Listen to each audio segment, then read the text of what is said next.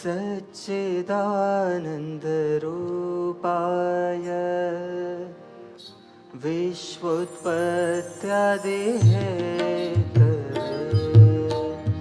सच्चिदानन्दरूपाय विश्वोत्पत्त्यादिहेतवे तापत्रय विनाशाय श्रीकृष्णाय वयं नुमः। तापत्रय विनाशाय श्रीकृष्णाय वयं नुमः। सच्चिदानन्दरूपाय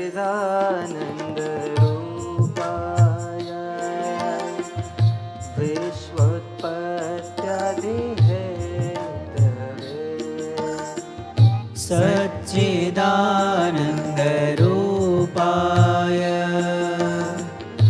विश्वोत्पत्त्यादिहेतवे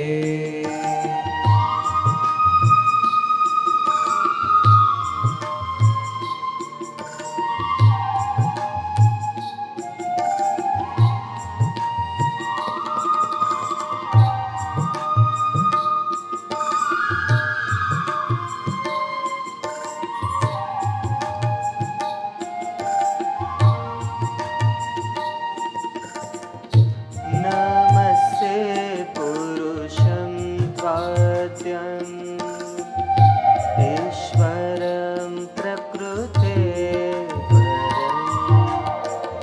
नमस्ते पुरुषं त्वाद्यम् ईश्वरं प्रकृतेः परम्।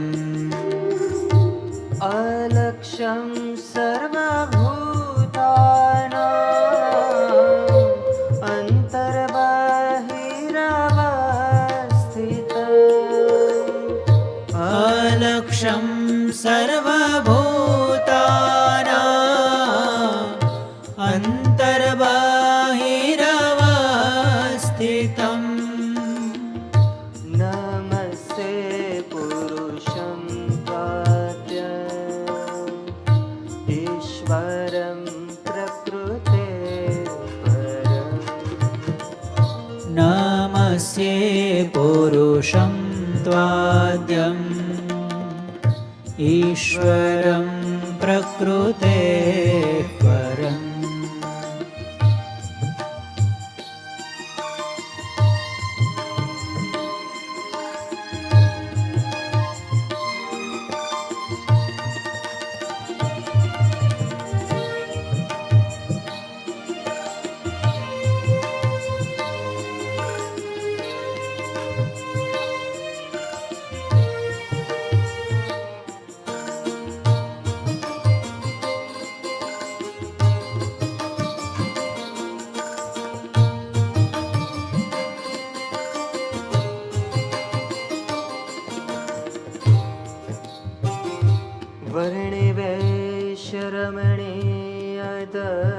वर्णिवेशरमणीयदर्शनम्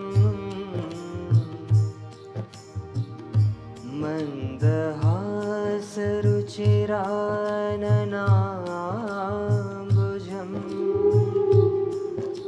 पूजितं सुरनरोत्तमेरमुदा धर्मनन्दनमहं विचिन्तये। ॐ अवतारिणे श्री स्वामिनारायणाय नमो नमः।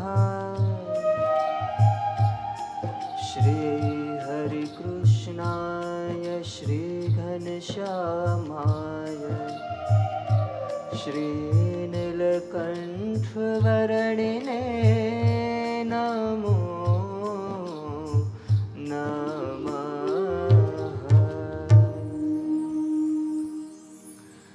श्री સ્વામિનારાયણ ભગવાનની જય.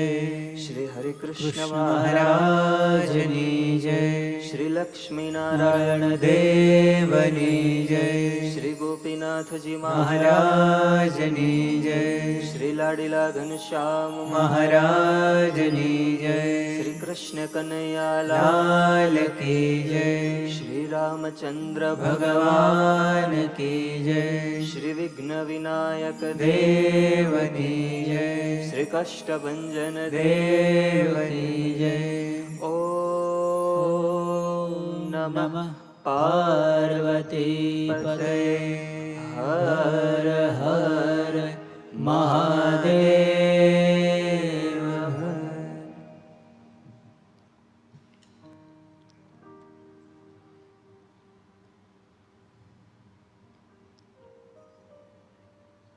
નિજ મંદિરમાં બિરાજતા એવા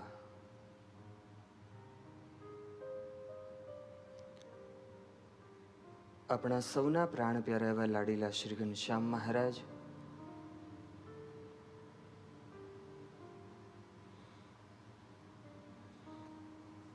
મંચ પર બિરાજમાન થઈ આપણને સૌને દર્શનનું સુખ આપતા એવા રાજાધિરાજ મહારાજ બાલુડા શ્રી હરિકૃષ્ણ મહારાજ, આપણા સૌના મોક્ષના દાતા તેમજ અનવાન્હ પારાયણના પ્રણેતા એવા પૂજ્યપાદ ગુરુજી, પૂજ્યપાદ હરિપ્રકાશદાસજી સ્વામી,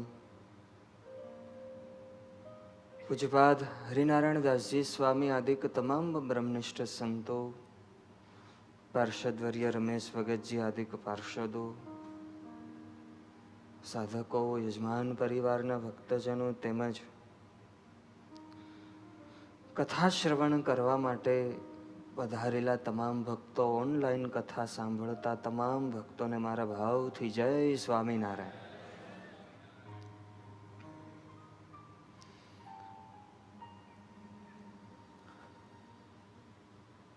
વહેલા ભક્તજનો, પવિત્ર અધિક માસ ચાલી રહ્યો છે. અધિક માસમાં પૂજ્યપાદ ગુરુજીની પ્રેરણાથી આવું સુંદર જ્યારે આયોજન થયું શ્રીમદ ભાગવતની કથાનું,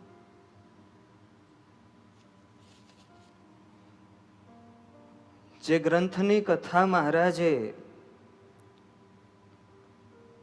7 વખત ઉપરા ઉપરી સાંભળી હોય,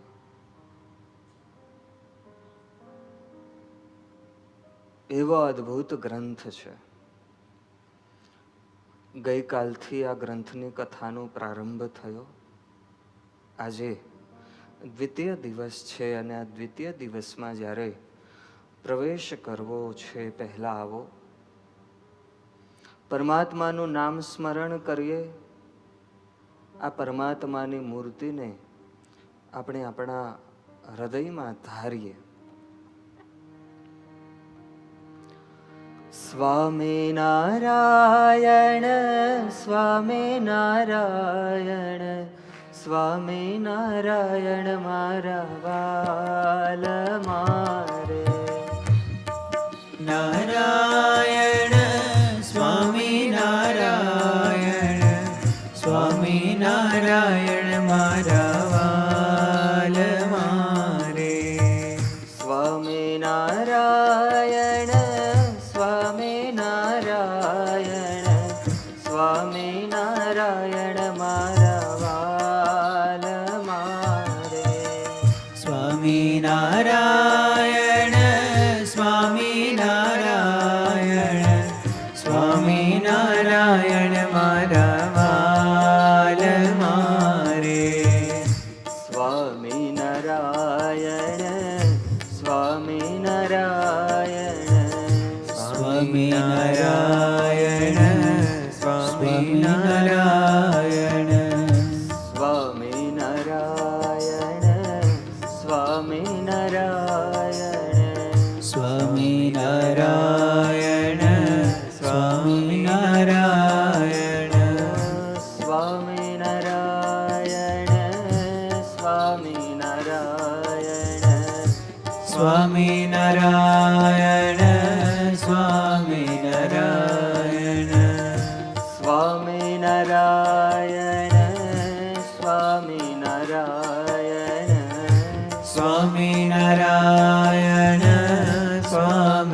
સ્વામિનારાયણ સ્વામિનારાયણ સ્વામિનારાયણ સ્વામિનારાયણ મારા વાલ મારે.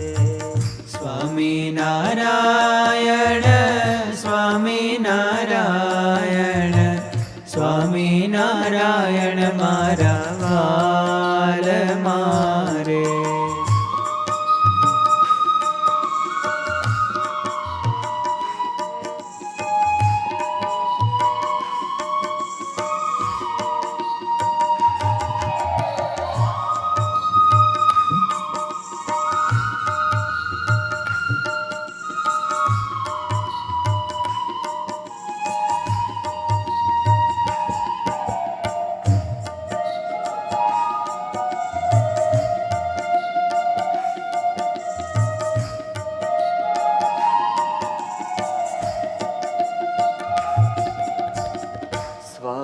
સ્વામિનારાયણ સ્વામિનારાયણ સ્વામિનારાયણ સ્વામિનારાયણ સ્વામિનારાયણ સ્વામિનારાયણ સ્વામિનારાયણ સ્વામિનારાયણ સ્વામિનારાયણ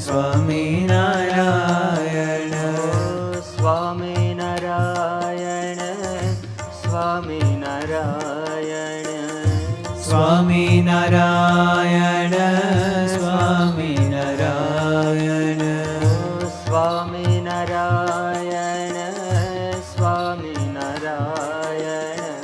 સ્વામિનારાયણ સ્વામિનારાયણ સ્વામિનારાયણ સ્વામિનારાયણ સ્વામિનારાયણ સ્વામિનારાયણ મારા વાલ મારે. સ્વામિનારાયણ સ્વામિનારાયણ સ્વામિનારાયણ મારા વાલ મારે. સ્વામિનારાયણ મારા વાલ મારે. સ્વામિનારાયણ મારા વાલ મારે. સ્વામિનારાયણ મારા વાલ મારે. સ્વામિનારાયણ મારા વાલ મારે. સ્વામિનારાયણ મારા વાલ મારે. સ્વામિનારાયણ મારા વાલ મારે. શ્રી ઘનશ્યામ મહારાજ.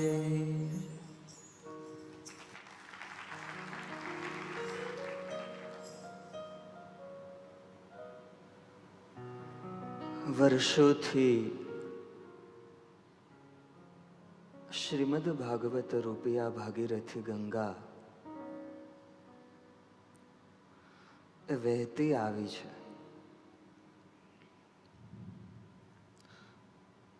કથાને સરિતાની ઉપમા અપાણી.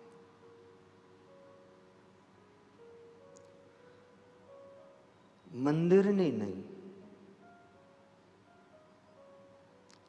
મંદિર હોત તો એક જગ્યાએ સ્થિર હોત,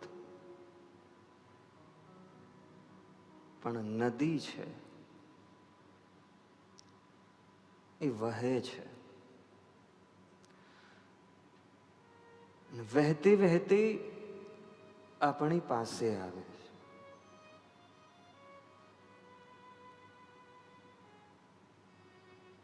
વડતાલ હરિકૃષ્ણ મહારાજના દર્શન કરવા હોય તો ત્યાં જવું પડે,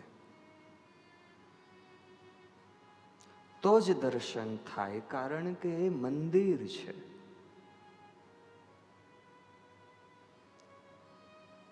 અને જ્યારે કથા છે એ વહેતી ગંગા છે.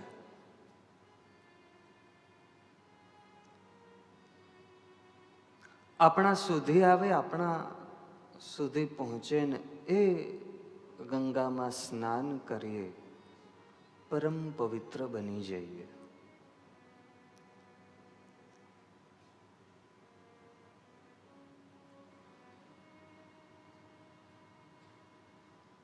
ભક્તિ દેવીના બંને પુત્રો જ્ઞાન અને વૈરાગ્ય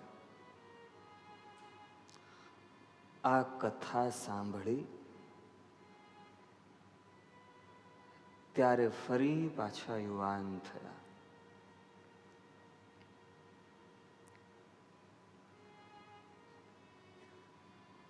અને હવે ખૂબ સુંદર ગોકર્ણનું ઉપાખ્યાન આવે છે.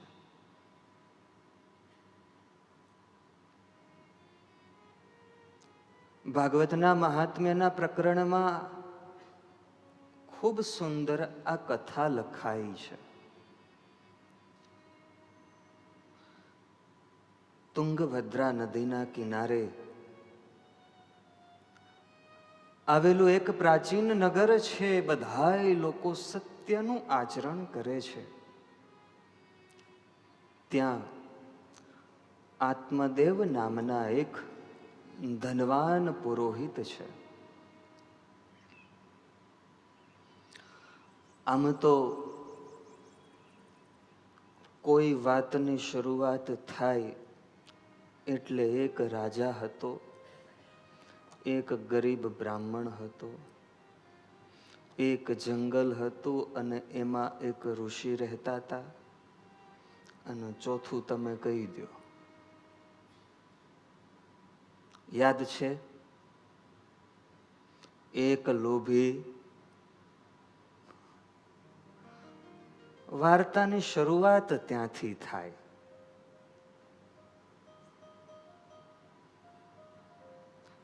પણ આત્મદેવ ધનવાન છે. ધુંધુલી નામે પત્ની છે. સારું ખાનદાન છે, પણ પત્ની સ્વભાવે ઘણી આકરી છે. પોતાનું ધારું જ કરવા વાળી છે. ક્રૂર છે, કજિયાખોર છે. ધુંધુલી કે જે આત્મદેવની પત્ની, એની વાત આવે છે.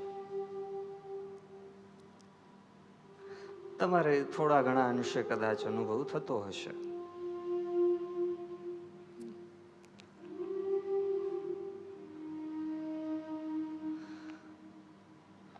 પોતાનું જ કરેલું સાચું આવી માનવા વાળી. ભરું બાદરું ઘર છે, પણ વારસદાર નથી, કોઈ સંતતિ નથી. ગ્રહસ્થાશ્રમીને સાચામાં સાચી સંપત્તિ હોય તો પોતાના કુળને દીપાવે એવો એક પુત્ર છે,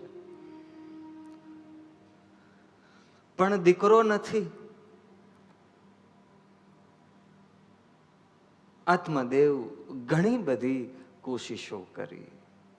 વૈદ્યો પાસે ગયા, દવાઓ લીધી, મંદિરોમાં ગયા, સંતો મહંતોને મળ્યા, કેટલાય પુણ્ય કાર્યો કર્યા. પોતાની અડધી સંપત્તિ ખાલી થઈ ગઈ, પણ પુત્રની પ્રાપ્તિ ન થઈ. ત્યારે વિચાર કર્યો કે હવે આ જિંદગી છે ટૂંકાવી દો. એક બાજુ કજિયાખોર પત્ની અને એક બાજુ આ પુત્ર નહીં એનું દુઃખ. આત્મદેવ ખૂબ કંટાળી ગયા. ગ્રહસ્થ પુરુષો હોય અને કામ ધંધો જે કાંઈ હોય ત્યાંથી ઘરે આવે, અને ઘરે જો શાંતિ ન હોય તો આવી જ કંઈક હાલત થાય. સત્સંગી પરિવાર હોય, સમજણયુક્ત પરિવાર હોય તો બહુ સારું હોય. બાકી દુનિયામાં તો અત્યારે આવું જ છે. માણસ ઘણીવાર માણસથી નથી થાકતો, પણ એ માણસ કોઈકના સ્વભાવથી થાકે અથવા પોતાના સ્વભાવથી થાકે. અંતે આત્મદેવ થાક્યા, ઘર છોડી વનમાં ગયા. તરસ લાગી, એક સુંદર તળાવ, ત્યાં પાણી પીધું અને પછી વિચાર કર્યો કે હવે આ પાણીમાં પડી જાવ, આત્મહત્યા કરી લો. અને જ્યાં પાણીમાં પડવા માટે ગયા અને ત્યાં કંઈક પરમાત્માની કૃપા હશે, સંતનો ભેટો થયો. ભગવાન રાજી થાય ને, ભગવાન રાજી થાય ને તો એ સંપત્તિ નથી આપતા, એ સંત આપે છે.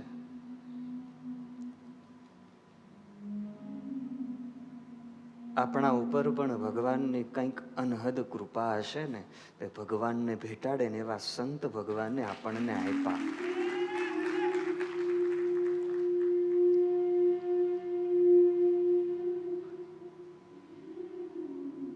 સંત છે એ જીવનને તારે છે. સંત મળી ગયા. આ મોંઘો મનુષ્ય દેહ મળ્યો છે, એ મનુષ્ય દેહ ખોવાની તૈયારી ઉપર આત્મદેવ હતા ને એ વખતે સંતે આવી અને બાવડું ઝાલી અને પૂછ્યું, કથમ રોદિષે વિપ્ર ત્વં કાતે ચિંતા બલીયસે વદત્વં સત્વરં મહ્યં સ્વસ્ય દુઃખસ્ય કારણમ. અરે કેમ રડે છે? શું દુઃખ છે તને? શેની ચિંતા છે? વદત્વં સત્વરં મહ્યં, મને જલ્દીથી તારા દુઃખનું કારણ બતાવ. આત્મદેવ કહીશ, મહાત્માજી દુઃખનું કારણ તો શું વર્ણન કરું તમારી આગળ દુઃખનું? એક તો સંતાન નથી, આ મોટું દુઃખ છે. આ લોકને તમે જાણો છો, જ્યારે સંતાન ન હોય ત્યારે તો પોતાને દુઃખ તો હોય, પણ આ લોકમાં પણ લોકો ન કહેવાના શબ્દો કહે. અરે હું જે ગાયને પાળું ને એ ગાય વાંજણી બની જાય.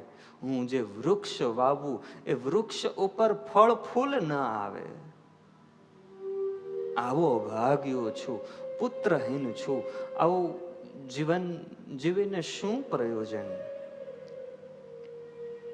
ઘરે જાવ ને બધું સૂનું સૂનું લાગે છે. સંત મહાત્મા કે પણ ભાઈ આટલી વાતમાં કઈ આત્મઘાત ન કરાય. આત્મઘાત તો બહુ મોટું પાપ છે. રેવા દો. આવા જીવન જીવવા કરતા તો મરી જાવું ને એ જ સારું. આવા જીવનને તો ધિક્કાર છે. એ રૂપિયાને શું કરવા, એ સંપત્તિને શું કરવી કે જ્યારે એનું ભોગવનાર પાછળ કોઈ ન હોય. સાધુએ કીધું, સાંભળ બ્રહ્મદેવ, તારી સમજણ ખૂબ ખોટી છે. વિવેક શીખવો છે. સંન્યાસી કહે, બ્રહ્મદેવ, મુંચા જ્ઞાનમ પ્રજારૂપમ બલિષ્ઠા કર્મણો ગતિ. આ તારા અજ્ઞાનને મુક. તે જેવું મનમાં ધારી લીધું છે કે સંતતિ હોય તો જ સુખ થાય. આ તારું મોટામાં મોટું અજ્ઞાન છે. મોહનો ત્યાગ કરી દે. આ તારો મોહ છે, એના લીધે તું દુઃખી છો. દશરથ રાજાને 4 પુત્ર હતા. અંત સમયે એક પણ હાજર નહોતા તો દશરથ રાજાને એનું દુઃખ હતું. કાંઈ દીકરા કલ્યાણ કરતા નથી. કલ્યાણ તો તમે જે કર્મ કર્યા છે ને, તમે જે ભગવાનની ભક્તિ કરી છે ને, એ તમારું કલ્યાણ કરે છે. બ્રહ્મદેવ સાંભળ, ધૃતરાષ્ટ્રને તો 100 પુત્ર હતા. એકેય પુત્ર એમને સુખી કરી શક્યો નહીં. ચિત્રકેતુ રાજાને કરોડ નારીઓ હતી, દીકરો નહોતો, દુઃખી થયો. અને એક દીકરો થયો, એનું મૃત્યુ થયું, વળી પાછું દુઃખ થયું. માટે દીકરાની આશા ન રાખ. સુખ તો માત્ર ત્યાગમાં છે, રાગમાં નથી. આ ઈચ્છાને તું મૂકી દે. માણસને દુઃખી કરતો હોય ને તો એ પોતાનો રાગ છે, અને માણસને સુખી કરતો હોય ને તો એ પોતાનો વૈરાગ્ય છે. ગુણાતીતાનંદ સ્વામી કહે, જેને કઈ જોઈએ જ નહીં એને કોણ દુઃખી કરી શકે? આપણને કઈ જોતું છે એને મળતું નથી એટલે દુઃખ થાય છે. જોતું જ ના હોય એને કોઈ દુઃખી કરી શકે નહીં. સંત કહે તો મોહનો ત્યાગ કર. ત્યારે બ્રાહ્મણે કીધું, જુઓ, તમે વિવેકની વાત કરો છો, મોહની વાત કરો છો, પણ કદાચ તમે વિધિના લેખ પણ જાણતા હશો, પણ સાધુરામ મહાત્માજી, મારે તો માત્ર આ જ ઈચ્છા છે, મારે એક પુત્રની પ્રાપ્તિ થાય. સંન્યાસી આંખો બંધ કરી વિચારીને કીધું, સાંભળ, હું તો આર્ષ દ્રષ્ટા છું. તારા એક જન્મમાં નહીં, સપ્ત જન્માવધિ તવ પુત્રો નૈવ ચ નૈવ ચ. 7 જન્મો સુધી તારા ભાગ્યમાં પુત્રનું સુખ લખાયું નથી. આ સાંભળી અને આત્મદેવ તો ખૂબ દુઃખી થયા. મરવાનું પાકે પાયે નક્કી કર્યું, ને જ્યારે તળાવમાં પડવા માટે દોટ મૂકી ત્યારે સંતે તરત વળી પાછો હાથ જાયલો. ને ભાઈ, સંતનું હૃદય તો નવનીત કોમળ છે.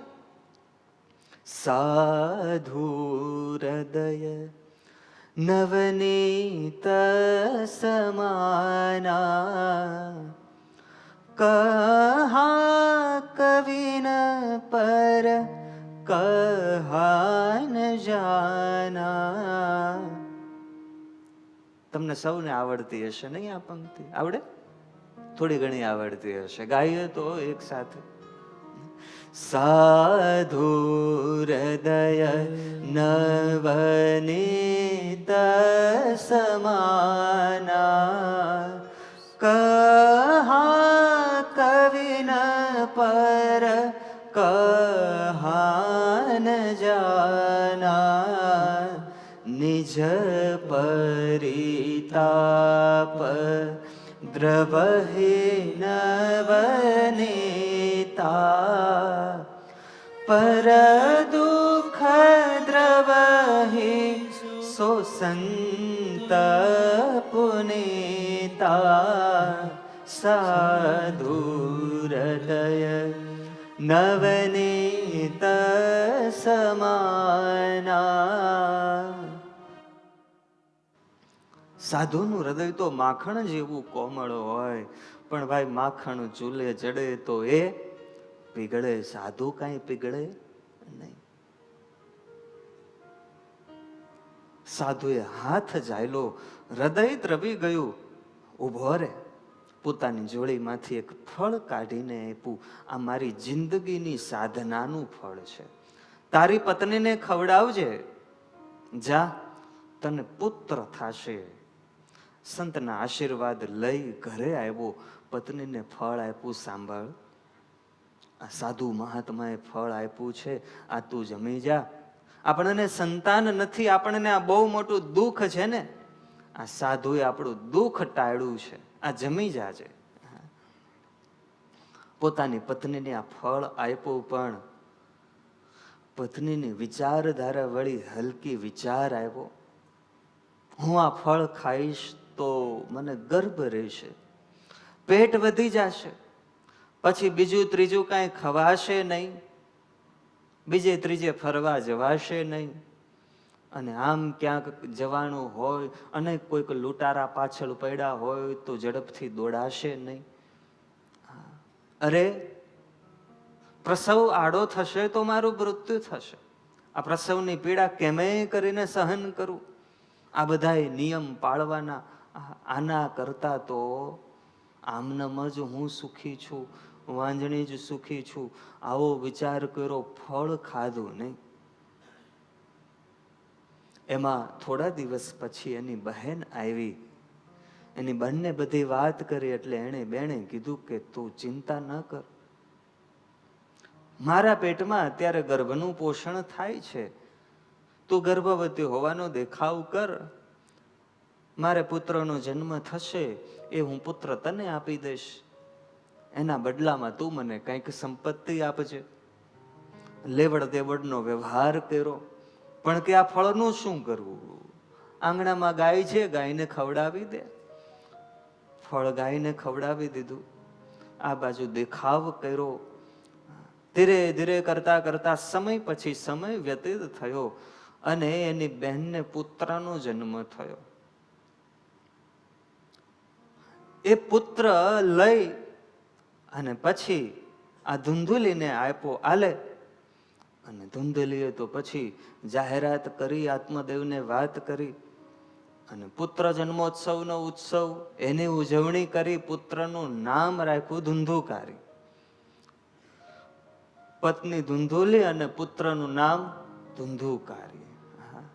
નામે એવા અને પછી કામે એવા જ થાય. સમય પછી સમય પસાર થયો. સંતના આશીર્વાદ હતા. વાહ ફરે વાદળ ફરે, ફરે નદીના પૂર, પણ સંત વચન ન ફરે, ભલે ઉગે પશ્ચિમે સૂર. ગાયને ફળ ખવડાવેલું અને થોડા સમય પછી આત્મદેવના ભાગ જાગ્યા ને ગાયને પણ એક પુત્રની પ્રાપ્તિ થઈ. પુત્રના કાન ગૌ જેવા હતા, ગાય જેવા હતા, એટલે એનું નામ પાડ્યું ગોકર્ણ. ભગવાન જ્યારે દે ને ત્યારે તો ભાઈ બધી બાજુથી આપે. આત્મદેવને તો બહુ આનંદ થયો. સમય પછી સમય પસાર થયો. ગોકર્ણ તો સાધુના આશીર્વાદથી થયેલા બહુ જ્ઞાની પવિત્ર આત્મા. અને જ્યારે ધુંધુકારી તો ધીરે ધીરે મોટો થયો ને એમ એનું આચરણ ખૂબ લોકોને પરેશાની થાય એવું થયું. નહીં ખાવા પીવાનો નિયમ, નહીં બીજો ત્રીજો નિયમ. ક્રોધી લોકોને મારીને આવે, લોકો ફરિયાદ કરે, ચોરી કરે, કોઈકના બાળકો હોય એને કૂવામાં નાખ્યા આવે, આવી હિંસા કરે. અંધો હોય એને પીડા ઉપજાવે, ગરીબોને પીડે. આમ કરતા કરતા દિવસે ને દિવસે એના કૃત્યો ઓર વધારે ને વધારે વધવા લાગ્યા. આવી રીતે જેનો જન્મ થયો હોય, આવી રીતના સ્વભાવ વાળા હોય ને એના ઘરે ક્યારેય સાચી સંતતિની પ્રાપ્તિ ના થાય.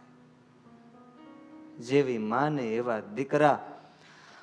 પિતાનું બધું ધન વેડફી નાખ્યું, મા બાપને મારી, ઘરના વાસણો ઉઠાવી જાય, એને વેચી અને એમાંથી જે પૈસા આવે એમાંથી દારૂનું પાન કરે, વેશ્યાઓ પાસે જાય. આત્મદેવ ખૂબ દુખી થયા. એક દિવસ તો રડતા રડતા વિચાર આવ્યો, આના કરતા તો વાંજ્યો હતો ને હું એ સારું હતું. તે દિવસે સાધુ કહેતા હતા એ મને મનાણું નહીં, પણ હવે આજે મનાય છે. આ બાજુ ગોકર્ણી જતો મોટા થઈ યાત્રાના પ્રવાસે ગયેલા. યાત્રા કરીને પાછા આવ્યા, પિતાને સમજાવ્યું, મોહનો ત્યાગ કરો. ખાલી મુઠ્ઠી અહીંયા આવ્યા હતા અને ખાલી મુઠ્ઠી વાળીને અહીંયાથી જવાનું છે. આ મુઠ્ઠી ખાલી જ વાળેલી હશે, આમાં કાંઈ આવવાનું નથી. મોહનો ત્યાગ કરો અને વનમાં જઈ અને ભજન કરો, વૈરાગ્યને ધારણ કરો. ગોકર્ણના ઉપદેશથી આત્મદેવ વનમાં ગયા. આ બાજુ માત્ર ઘરમાં એક માતા છે અને ધુંધુકારી છે, અને પછી તો માતાને પણ ખૂબ દુઃખ દીધું. એક દિવસ તો રાત્રે આવ્યો, પોતાની માતાને ખૂબ મારી. બતાવ ધન ક્યાં છે, નહીંતર આ બળતા લાકડાથી તને મારીશ. ખૂબ દુઃખ દીધું. ત્યારે એને વિચાર આવ્યો, આવી જિંદગી જીવીને શું કામ છે? આ તો મેં કરેલા જ કર્મ છે. જો એ સાધુએ આપેલું ફળ હું જમી હોત તો ગોકર્ણ જેવો મને પુત્ર થયો હોત. પણ હવે તો બીજો કોઈ ઉપાય નથી. અને એક દિવસ એણે પણ કૂવામાં પડી આત્મહત્યા કરી. અને પછી તો ઘરમાં કોઈ રહ્યું નહીં.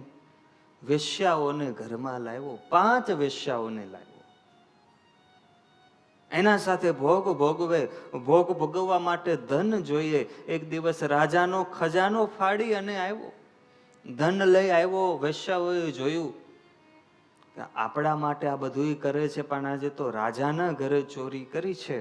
કાલ સવારે સૈનિકો આવશે ને આપણને પણ એના સાથે સાથે પકડશે.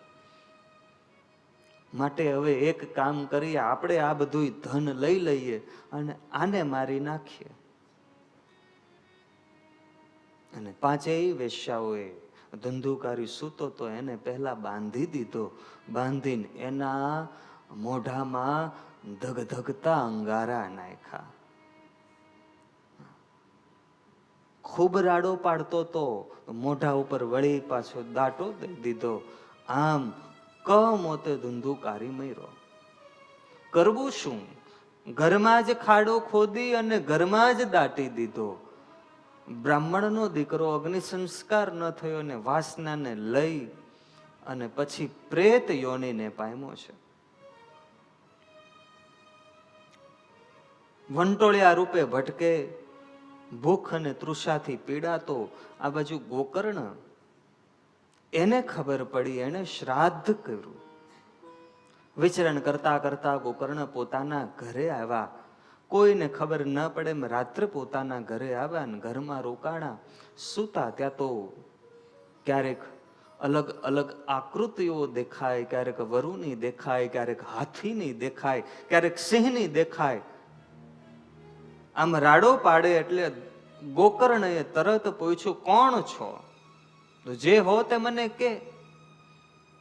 અને સામે પ્રગટ થયો. બોલવાની શક્તિ નહોતી, ઈશારો કર્યો એટલે ગોકર્ણજીએ હાથમાં અંજલિ લઈ અંજલિ છાટી. બોલવાની શક્તિ આવી અને કીધું, હું તમારો ભાઈ છું ધુંધુકારી. મારી આવી દશા થઈ, આવા પાપ કર્યા, હવે અહીંયા ખૂબ પીડાવ છું, મારો ઉદ્ધાર કરો. ગોકર્ણજી કહે, મેં તો તારી મુક્તિ થાય એટલા માટે ગયાજીમાં મેં તારું શ્રાદ્ધ કર્યું હતું, તોય તારી મુક્તિ ના થઈ. તે કહે, ના, બીજો કોઈ ઉપાય કરો. ત્યારે ગોકર્ણજીએ કીધું, સારું, હું સવારે બીજો કોઈ ઉપાય વિચાર કરું છું. રાતભર વિચાર કર્યો, કોઈ ઉપાય મળ્યો નહીં. સવારે વિદ્વાનોને પૂછ્યું, જ્ઞાનીઓને પૂછ્યું, કોઈએ ઉપાય ન કીધો. ત્યારે કોઈએ કીધું, એક કામ કરો, તમે સૂર્યનારાયણને પૂછો. આ ભારત દેશના મહાન ઋષિ કેવા સમર્થ હશે. અંજલિ લઈ અને સૂર્યનારાયણને પ્રાર્થના કરી અને સાક્ષાત સૂર્યનારાયણ સામે પ્રગટ થયા. પૂછ્યું, મારો ભાઈ કમોતે મર્યો છે, એની મુક્તિનો ઉપાય બતાવો. અને ત્યારે સૂર્યનારાયણે કીધું, તમે ભાગવત સપ્તાહનું આયોજન કરો. અને પછી ભાગવત સપ્તાહનું આયોજન કર્યું. એક વાંસમાં ધુંધુકારીના આત્માને પ્રવેશ કરાવ્યો. અને ગામના પણ લોકો, નગરના લોકો પણ કથા સાંભળવા માટે આવે. 7 દિવસની કથા થઈ. એક દિવસ પૂરો થાય ને વાંસની એક ગાંઠ તૂટે. આમ 7 દિવસ થયા અને 7મા દિવસે વિમાન આવ્યા. વિમાન આવ્યા અને ધુંધુકારી એના પાપ બળી ગયા. અને એ ત્યાંથી એ ભગવાનના પાર્ષદોને સાથે ભગવાનના ધામમાં ગયો. આ બધું બધાએ જોયું એટલે એમણે કીધું, કથા તો અમે બધાએ સાંભળી, ધુંધુકારીને વિમાન લેવા માટે આવ્યો, અમને કેમ નહીં? ત્યારે ગોકર્ણજીએ કીધું, તમે કથા સાંભળી પણ વ્યગ્ર ચિત્તે સાંભળી છે. મન દઈ અને કથા સાંભળી હોય તો વિમાન આવે, તો ભગવાન તેડવા માટે આવે. આપણે કથા તો સાંભળીએ છીએ, પણ જો મન દઈ અહીંયા રહી સાંભળતા હોઈએ તો આ કથા સાંભળી ગણાય. બાકી અહીંયા હોઈએ અને મન બહાર ભટકતું હોય તો કથા કાંઈ સાંભળી ગણાય. પછી તો વળી પાછી કથા બેસાડી, બધાએ ધ્યાન દઈ કથા સાંભળી. અને 7 દિવસ પૂરા થયા, વિમાનો આવ્યા ને બધા પાછી ભગવાનના ધામમાં ગયા. આ ગોકર્ણજીનું ઉપાખ્યાન ભાગવતના મહાત્મા પ્રકરણમાં લખાયું છે. ને પછી સપ્તાહ જ્ઞાન યજ્ઞનો વિધિ બતાવ્યો. કથા ક્યાં કરવી?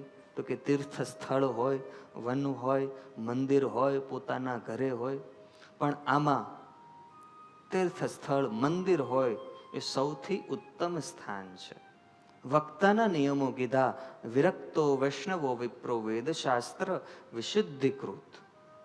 વિરક્ત હોય, વૈષ્ણવ હોય, વિપ્ર હોય, સ્પષ્ટ વ્યાખ્યા કરવામાં સમર્થ હોય, દ્રષ્ટાંત કુશળ હોય, ધીર હોય, વિવેકી હોય, આવા વક્તા હોય, એવા વક્તાનું પૂજન કરવું ને એવા વક્તા પાસેથી કથા સાંભળવી. શ્રોતાના નિયમો કયા? બ્રહ્મચર્ય પાળવું, કથા સાંભળતી વખતે ભૂમિ ઉપર શયન કરવું, પતરાળામાં ભોજન કરવું, વાસી ખોરાક ન જમવો, આ બધા શ્રોતાના નિયમો કીધા. અને ત્યારબાદ આવી રીતે 7 દિવસની કથા શ્રવણ કરી નારદજી કહે, હું તો ધન્ય થયો આ કથા સાંભળી, કૃતાર્થ થયો. એ વખતે ભાગવતજીની કથા ચાલતી હતી એટલે સુખદેવજી મહારાજ ત્યાં પધાર્યા. સુખદેવજી મહારાજનું પૂજન કર્યું અને ત્યાં ભગવાન પણ પ્રગટ થયા. ભગવાનનું દર્શન કર્યું, ભગવાનને પ્રાર્થના કરી. ત્યારે ભગવાને કીધું વરદાન માંગો. અને ત્યારે બધાએ ભગવાનને પ્રાર્થના કરી કે જ્યાં આ ભાગવતની કથા થતી હોય ત્યાં તમે દર્શન દેજો. આવું વરદાન માંગ્યું. ભગવાન પણ અંતર ધ્યાન થયા. આ ભાગવતનું મહાત્મ્ય પ્રકરણ અહીંયા પૂર્ણ થયું. હવે આ કથાનો પ્રથમ સ્કંદ ચાલુ થાય છે, પણ એ પહેલા થોડીક વાતો આ કથા કોને ક્યારે સંભળાવીને એની થોડીક કરી લઈએ. કારણ કે ભાગવત ગ્રંથ એવો જેમાં વક્તા અનેક અને શ્રોતા પણ અનેક. આમાં કોણ કોને ક્યારે કથા કહીને જો થોડુંક ક્લિયર ના કર્યું હોય ને તો બધું ગૂંચવાઈ જાય. જલેબીના ગૂંચળા જેવું છે.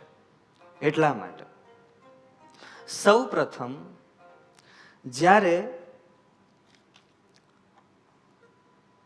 શ્રી કૃષ્ણ પરમાત્મા એ સ્વધામમાં સિધાવ્યા ત્યાર પછી કળિયુગના 30 વર્ષ વીતા.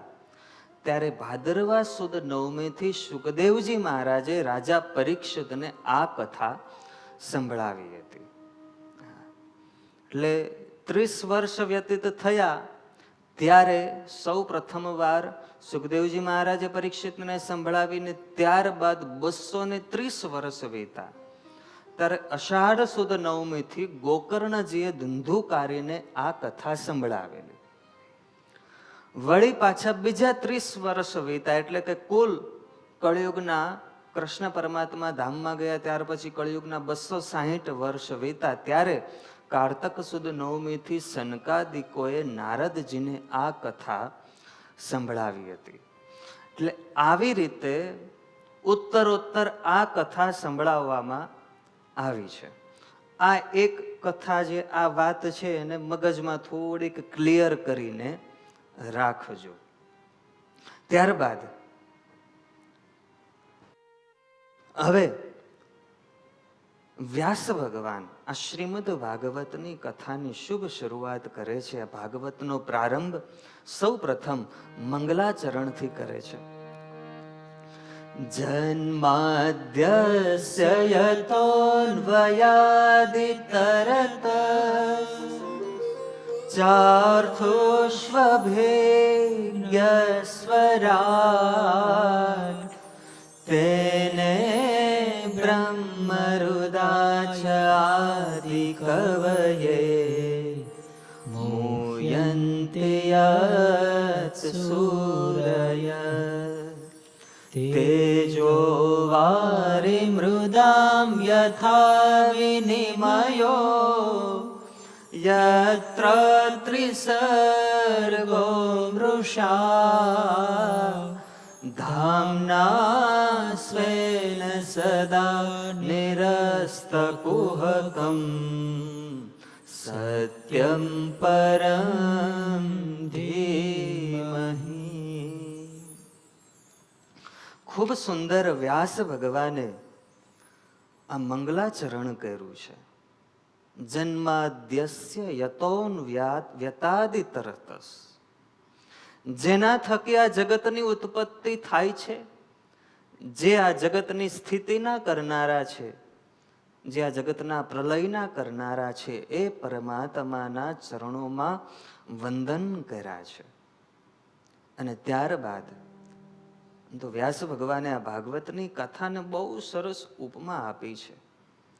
નિગમ કલ્પ તરોર ગલિતમ ફલમ શુકમ ખાદમૃત દ્રવ સંયુતમ પિબત ભાગવતમ રસમાલયમ મુહુરહો રસિકા ભુવિ ભાવિકા.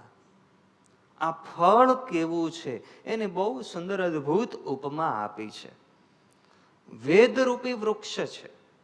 આ વેદરૂપી વિશાળ કલ્પ વૃક્ષ છે, એનું ભક્તિ રસથી ભરપૂર અને પરિપક્વ આ ફળ છે.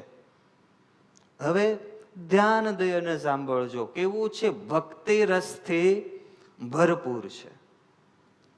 હવે આ ફળ આ વેદરૂપી વૃક્ષ પરથી પાકીને પડ્યું છે. કોઈએ લાકડી કે પથ્થર માર્યો નથી, કે પછી કાચું પડી ગયું હોય એવું નથી, કે પછી અત્યારે કેરીની સિઝન છે, તમે ઘરે દાબો નાખ્યો હોય અને પછી એને પકવ્યું હોય એવું નથી, કે પછી આજે પકવવાની તો ઘણી બધી રીતો છે.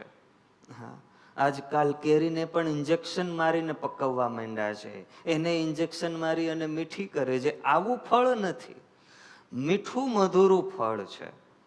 વળી કેવું છે? વૃક્ષ ઉપરથી પડ્યું છે પણ ફાટી નથી ગયું. ઉપરથી વૃક્ષ ઉપરથી ફળ પડે સીધું તો ફાટી જાય, પણ ફાટેલું નથી.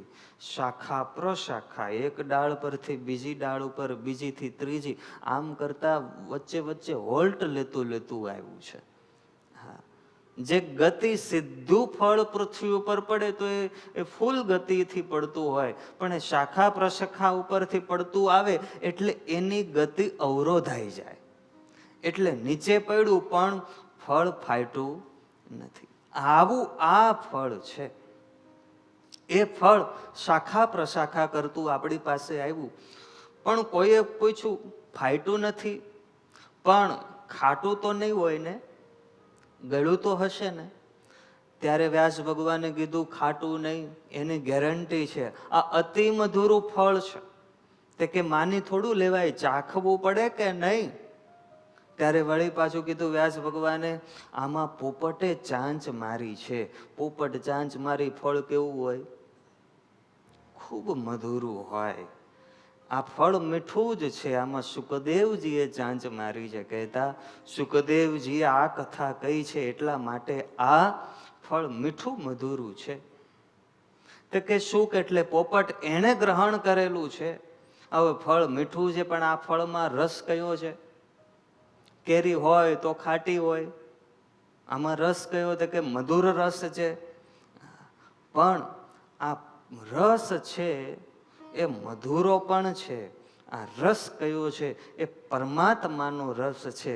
આ રસ જેણે જેણે પીધો છે એને બધાને આનંદની ખુમારી ચડી ગઈ છે. એટલે વ્યાસ ભગવાને કહ્યું, પીબત ભાગવતમ રસમાલયમ. આ રસથી ભરેલું ફળ છે. આ ફળને પીવાનું છે. ફળને કઈ પીવાનું હોય? શું કરવાનું હોય? ખાવાનું હોય. ફળ કઈ પીવાય નહીં. તમને કોઈ એમ કીધું ચીકુ પીવો, દાડમ પીવો? ફળને ખાવાનું હોય તો આ ફળને પીવાનું કેમ કીધું? કારણ કે આમાં ગોટલુંય નથી, ઠળિયોય નથી, કાંઈ નથી. એમનેમ ખાવાનું છે, આમાં કોઈ બી નથી. એટલા માટે આ ફળ પીવાનું છે. આ ફળ જેણે જેણે પીધું છે, મુહુ રહો રસિકા ભુવિ ભાવુ કહા. આ ફળને પીવો, વારંવાર પીવો. જેણે જેણે આ ફળ પીધો છે ને એને એક ખુમારી ચડી ગઈ છે. એને આનંદ અને આનંદ એના જીવનમાં વ્યાપી ગયો છે. એવો આ ફળ છે.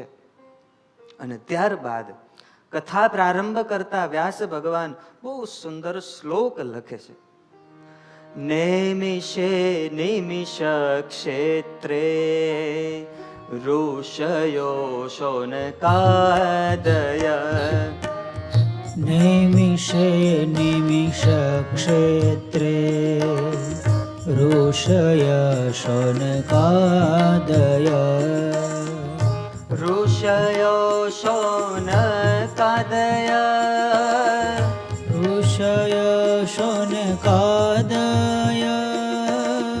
સત્રમ સ્વર્ગાય લોકાય. સત્રમ સ્વર્ગાય લોકાય.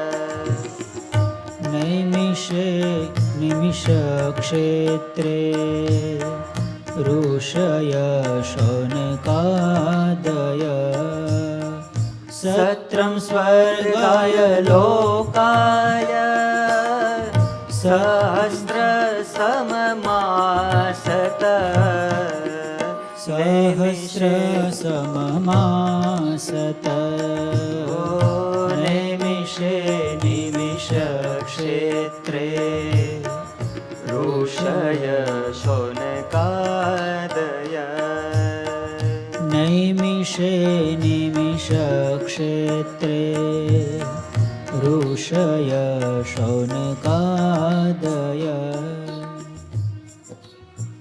નૈમિષારણ્ય ક્ષેત્રમાં પરમ પવિત્ર પુણ્ય ભૂમિમાં 1000 વર્ષ સુધી ચાલે એવા એક સત્રનું આયોજન થયું.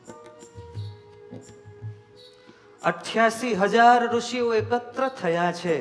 એક સત્રનું આયોજન કર્યું અને એમાં સૂત પુરાણી વક્તા થયા છે. અને ત્યાં સૌનકાદિક ઋષિઓએ સૂત પુરાણીને એક પ્રશ્ન પૂછ્યો છે. હો કે શ્રેય શાસ્ત્રસારક સ્વાવતાર પ્રયોજન किं श्रेय शास्त्रसारकः स्वावतार प्रयोजनम् किं कर्म केवतारश्च धर्म कं शरणं गतः धर्म कं शरणं गतः किं श्रेय शास्त्रकारकः स्वावतार प्रयोजनम् ખૂબ અદ્ભુત આ પ્રશ્ન પૂછ્યો છે. કેમ શ્રેય જીવાત્માનો પરમ કલ્યાણનું મુખ્ય સાધન શું? શાસ્ત્ર સારહ કહ શાસ્ત્રોનો નિચોડ શું? ભગવાને અહીંયા અવતાર ધારણ કર્યો, અવતારનું પ્રયોજન શું? ભગવાનના જે ચરિત્રો, ભગવાનનું જે કર્મ, એ ભગવાને કર્મ શા માટે કર્યા? ભગવાનના અવતારો કેટલા? અને પરમાત્માના સ્વધામ ગમન પછી ધર્મ કોના શરણે ગયો? આ અમને કહો. આ ભગવાનના સંબંધવાળી કથા અમે સાંભળવા માટે ઈચ્છીએ છીએ. ત્યારે સૂત પુરાણીએ ભગવાનને વંદન કરી અને પછી ઉત્તર કર્યો છે. મુનયઃ સાધુ પૃષ્ઠોહમ.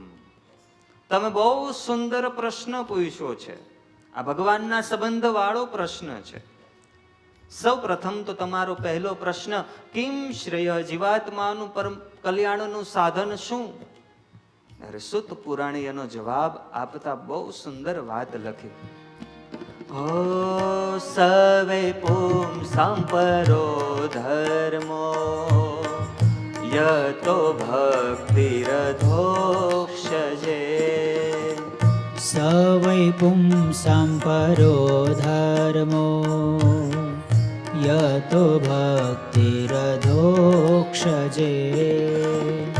अहेतुक्य प्रतिहता अहेतुक्य प्रतिहता ययात्मा संप्रसेदते ययात्मा संप्रसेदते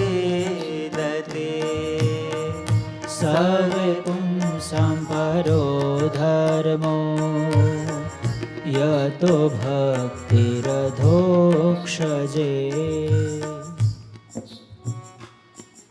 મનુષ્ય માત્રે કરવા જેવું શું? આ દરેકનો ધર્મ શું? આ દર્શાવતા સૂત પુરાણીએ બહુ સુંદર વાત કરી. માત્ર ને માત્ર શ્રેષ્ઠમાં શ્રેષ્ઠ ધર્મ, શ્રેષ્ઠમાં શ્રેષ્ઠ ભક્તિ એ જ છે કે ભગવાનના ચરણમાં પ્રીતિ થાય. વ્યવહારના કદાચ તમે તમામ કાર્યો કરતા હોવ, લોક કલ્યાણના કાર્યો કરતા હોવ, પણ આત્મ કલ્યાણને માટે પરમાત્માની ભક્તિ કરવી આ સૌથી મોટામાં મોટો ધર્મ છે. આ ભક્તિ કેવી કરવી? અહેતુક્ય પ્રતિહતા ભક્તિ, નિષ્કામ ભક્તિ કરવી. ભક્તિ તો કરતા હોઈએ પણ આપણી કંઈક ને કંઈક ઈચ્છા હોય છે, કોઈક ને કોઈક પદાર્થની ઈચ્છા હોય. મહારાજે પ્રથમના 70માં વચનામૃતમાં વાત કરી. મહારાજ કઈ ભક્તિ કરતા હોય એટલા માટે ભક્તિ કરતા હોય કે હું સત્સંગ કરું છું તો મારો દેહ માંદો હોય તે સાજો થાય, વાંજ્યો છું તે દીકરો આવે, દીકરા મરી જાય છે તે જીવતા રહે, નિર્ધન છું તે ધનવાન થવાય. આવી ઈચ્છા રાખીને કોઈ દિવસ સત્સંગ કરવો નહીં. ભક્તિ કરવી એ નિષ્કામ ભક્તિ કરવી. એવી ભક્તિ શેનાથી થાય? એ પરમાત્મામાં પ્રીતિ કરવી, એવી કથામાં પ્રેમ કરવો, એનાથી એવી ભક્તિ થાય. અને એવી ભક્તિ કરે ત્યારે ઊંચી સ્થિતિને પ્રાપ્ત કરે. એવી ભક્તિ જે કરે, એવી ભક્તિ જે કરતો હોય, જેના મુખમાં એ ભગવાનનું નામ હોય, એ ગમે તેવી યોનિમાં એનો જન્મ થયો હોય, ગમે તે જ્ઞાતિમાં એનો જન્મ થયો હોય, પણ યજ્ઞ કરવા તુલ્ય થાય છે. સુત પુરાણીએ સૌનકાદિક ઋષિઓને આ પ્રશ્ન પૂછવા પર આવો સુંદર ઉત્તર આપ્યો છે. જે ભગવાનનું નામ લેતો હોય ને, એક વાર એ ભગવાનનું નામ લીધું હોય ને, એ ભગવાનનો ભક્ત જ છે. એનો પણ દ્રોહ કરવો નહીં, એનો પણ અભાવ અવગુણ લેવો નહીં, કારણ કે એના મુખમાં ભગવાનનું નામ છે. દાદાના દરબારમાં ચોરી કરી, માજીએ ચોરી કરીને પછી પકડાણા. મહારાજ કે દાદા, તારા દરબારમાં આણે ચોરી કરી અને જીવતી નો મૂકતો. અને માજી તો સ્વામિનારાયણ સ્વામિનારાયણ કરે હો. જે ભગવાન એને મારવાનું કે એ ભગવાનનું નામ મુખમાં એ માજી લે. દાદા ખાચર આવ્યા, તલવાર ઉગાડી કરીને લઈને ઉભા રહ્યા. મહારાજ કે દાદા વિચાર શું કરે છે? માર. મહારાજ, એના મુખમાં તમારું નામ છે, તમારું નામ જેના મુખમાં હોય એ તમારું ભગત ગણાય. મારાથી એનાથી મરાય કેમ? એને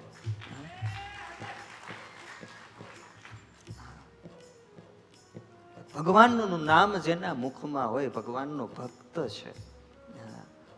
જે એવી ભક્તિ કરતો હોય, નિષ્કામ ભક્તિ કરતો હોય, એના ઉપર ભગવાન પ્રસન્ન થાય, એને ભગવાન વશ થાય. ગામમાં એક ખેડૂત ખેતી કરે, કાંઈ આવડે નહીં. એમાં એક સંત મહાત્મા મળ્યા. એને કીધું, ભાઈ ખેડૂત, એ તમે આખી જિંદગી આ કામ કરશો, એક કામ કરો, રામનું નામ લ્યો. તે કે સાધુ મહાત્મા તમારી વાત સાચી, પણ એવું અઘરું નામ મને આવડે નહીં. કેટલું હેલું લાગે આપણને, પણ આવાય હતા હો પૂર્વે. માત્ર ખેતી કરી જાણતા, પેટ ભરી જાણતા, મરી જાણતા, બીજું કાંઈ કરતા આવડતું નહીં. મને આવું અઘરું નામ ન આવડે તો કોઈ એક તો તમને હેલું નામ આપું. તો કે બોલે તો ગોપાળ ગોપાળ કરો, ભગવાનનું નામ જ છે. તો કે હારું, વાંધો નહીં, ગોવાળ અને ગોપાળ આમ તો બે થોડુંક મળતું આવે એટલે કે એ નામ મને યાદ રહેશે. હારું, પછી તો ગોપાળ ગોપાળ એમ નામ ભજન કરે. હવે એમાં કઈ ખેતરનું કામકાજ કરવા માટે ગયો, નામ ભૂલાઈ ગયું ને વિચાર, બોલા સાધુએ નામ શું આપ્યું હતું? સાધુ તો જતા રહેલા. તે ગોપાળ નામ તો ભૂલાઈ ગયું, પણ ઓઢવાનો ચોફાળ યાદ આવી ગયો. તે ચોફાળ ચોફાળ નામનું રટણ ચાલુ કર્યું. આ બાજુ ભગવાનને ધામમાં બેઠા બેઠા વિચાર આવ્યો, આહા, લક્ષ્મીજીને કે આમ જો આજે તો મારું નવું નામ પડ્યું. કે શું? તો કે ચોફાળ. તો કે એવો ભગત કોણ છે વળી તમારું ચોફાળ નામ? હાલો દર્શન કરાવું. ભગવાન આવ્યા, ખેતરમાં આવ્યા ને ઝાડવા નીચે બેઠા ને દર્શન આપ્યા. આ તો દર્શન કરીને ખેતરનું કામ કરવા માંડ્યો. ભગવાને લક્ષ્મીજીને કીધું, જો આ મારો ભગત આજે મારું નવું નામ પાડ્યું છે.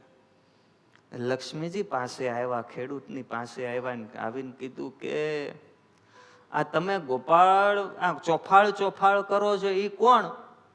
લક્ષ્મીજીને ઓળખી ગયા, એ તમારા ધણીનું નામ, એનું નામ ચોફાળ. તે કે ક્યાં છે? તો ઓલા ઝાડવા નીચે બેઠા. તો કે તમે એનું નામ જપો છો? તો કે હા. બોલો, એ ગોપાળની બદલે ચોફાળ ચોફાળ કરે, પણ આવી નિષ્કામ ભક્તિ હોય ને તો ભગવાન દર્શન દે.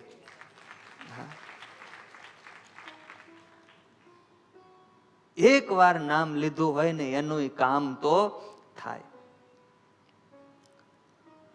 શૌનકાદિક ઋષિઓનો પ્રશ્નનો ઉત્તર સૂત પુરાણીએ કર્યો ત્યારે શૌનકાદિક ઋષિએ વળી પાછું કીધું કે અમને એ કહો, આ સુખદેવજીએ ભાગવતની કથા કઈ રીતે શ્રવણ કરી? આ ભાગવત કાર્ય પ્રવર્ત્યું, આની રચના કેવી રીતે થઈ? અને સુખદેવજી તો જન્મતાની સાથે ભાગેલા, બ્રહ્મ રૂપે વિચરણ કરનારા હતા. આ કથા એમણે કેવી રીતે શ્રવણ કરી? એ કથા અમને સંભળાવો. અને ત્યારે સૂત પુરાણીએ કીધું કે સાંભળો.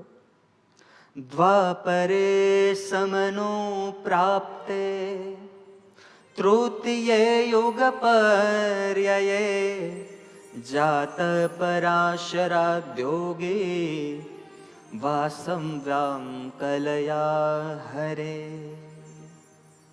જ્યારે દ્વાપર અને કલયુગની સંધિના અંતિમ વર્ષો ચાલતા હતા, એ વખતે પરાશર ઋષિ થકી વેદ વ્યાસ ભગવાનનો જન્મ થયો.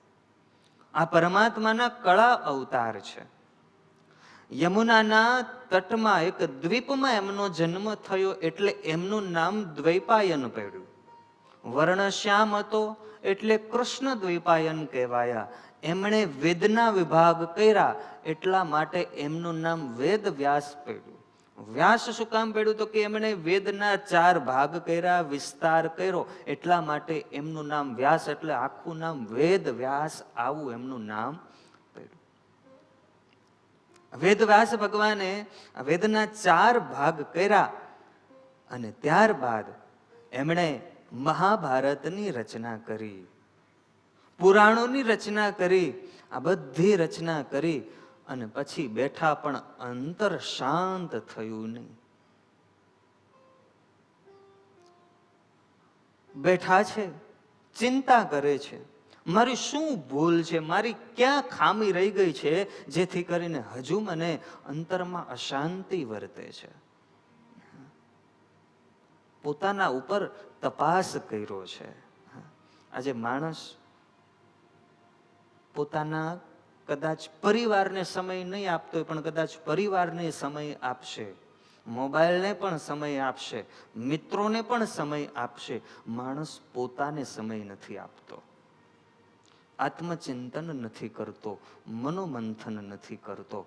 એટલા માટે ક્યાંક ને ક્યાંક ખામીઓ રહી જાય છે જીવનમાં. ક્યારેક આંખો બંધ કરી પોતાને પણ સમય આપવો જરૂરી છે. વ્યાસ ભગવાન બેઠા છે, ચિંતવન કરવું છે, મારી ભૂલ ક્યાં રહી ગઈ છે. અને જ્યારે માણસ પોતાને સમય આપે, ચિંતવન કરે, ત્યારે પરમાત્માની કઈ કૃપા હોય ને તો એને ભૂલ દેખાય. બાકી આ લોકમાં કોઈને ભૂલ દેખાતી નથી પોતાની. ગમે એટલી વાત આગળ વધે, એકાબીજાને સામેવાળાની ભૂલ દેખાશે, પોતાની ભૂલ કોઈને દેખાતી નથી.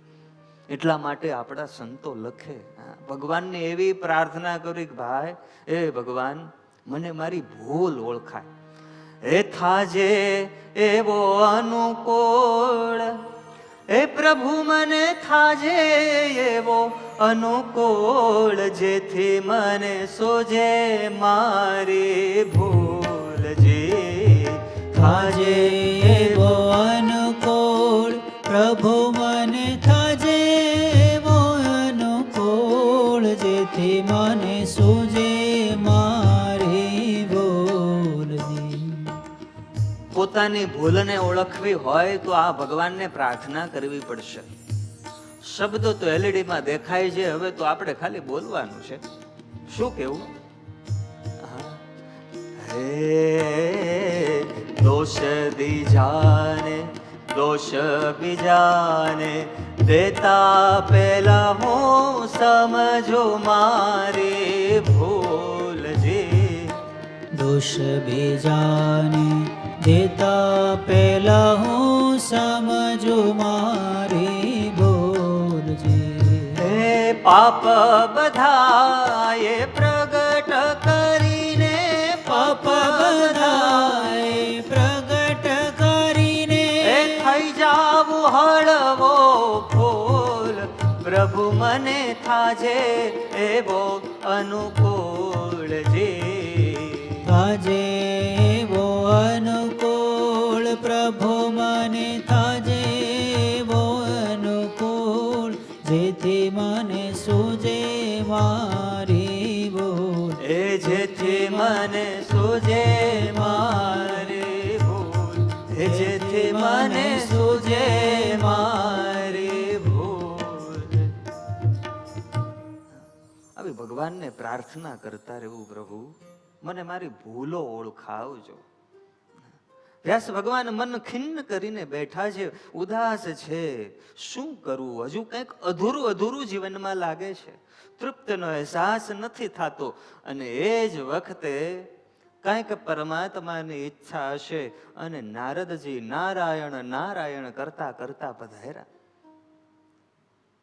વીણાનો નાદ સંભળાયો, નારાયણનો સ્વર સંભળાયો. વ્યાસ ભગવાને આકાશમાં ઊંચું જોયું, નારદજી પધાર્યા, વંદન કર્યા, નારદજીની પૂજા કરી.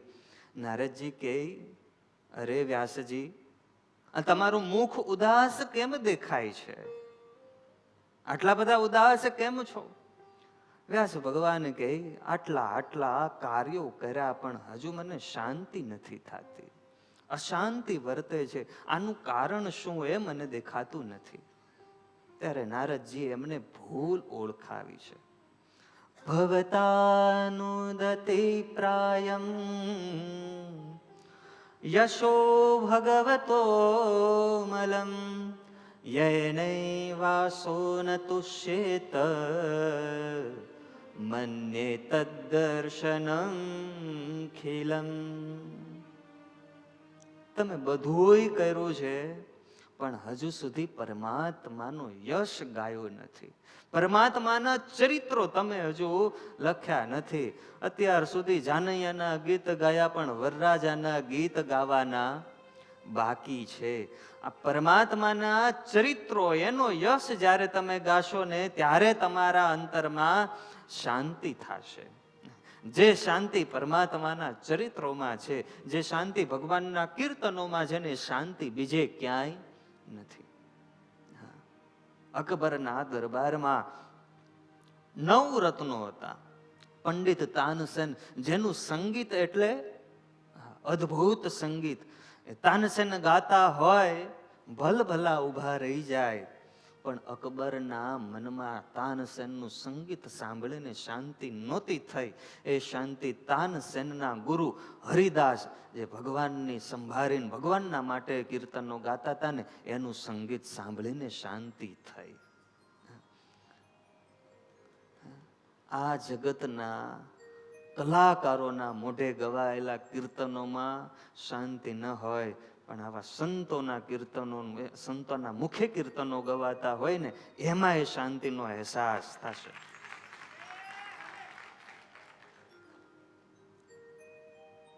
શાંતિ ભગવાનના ચરિત્રોમાં છે.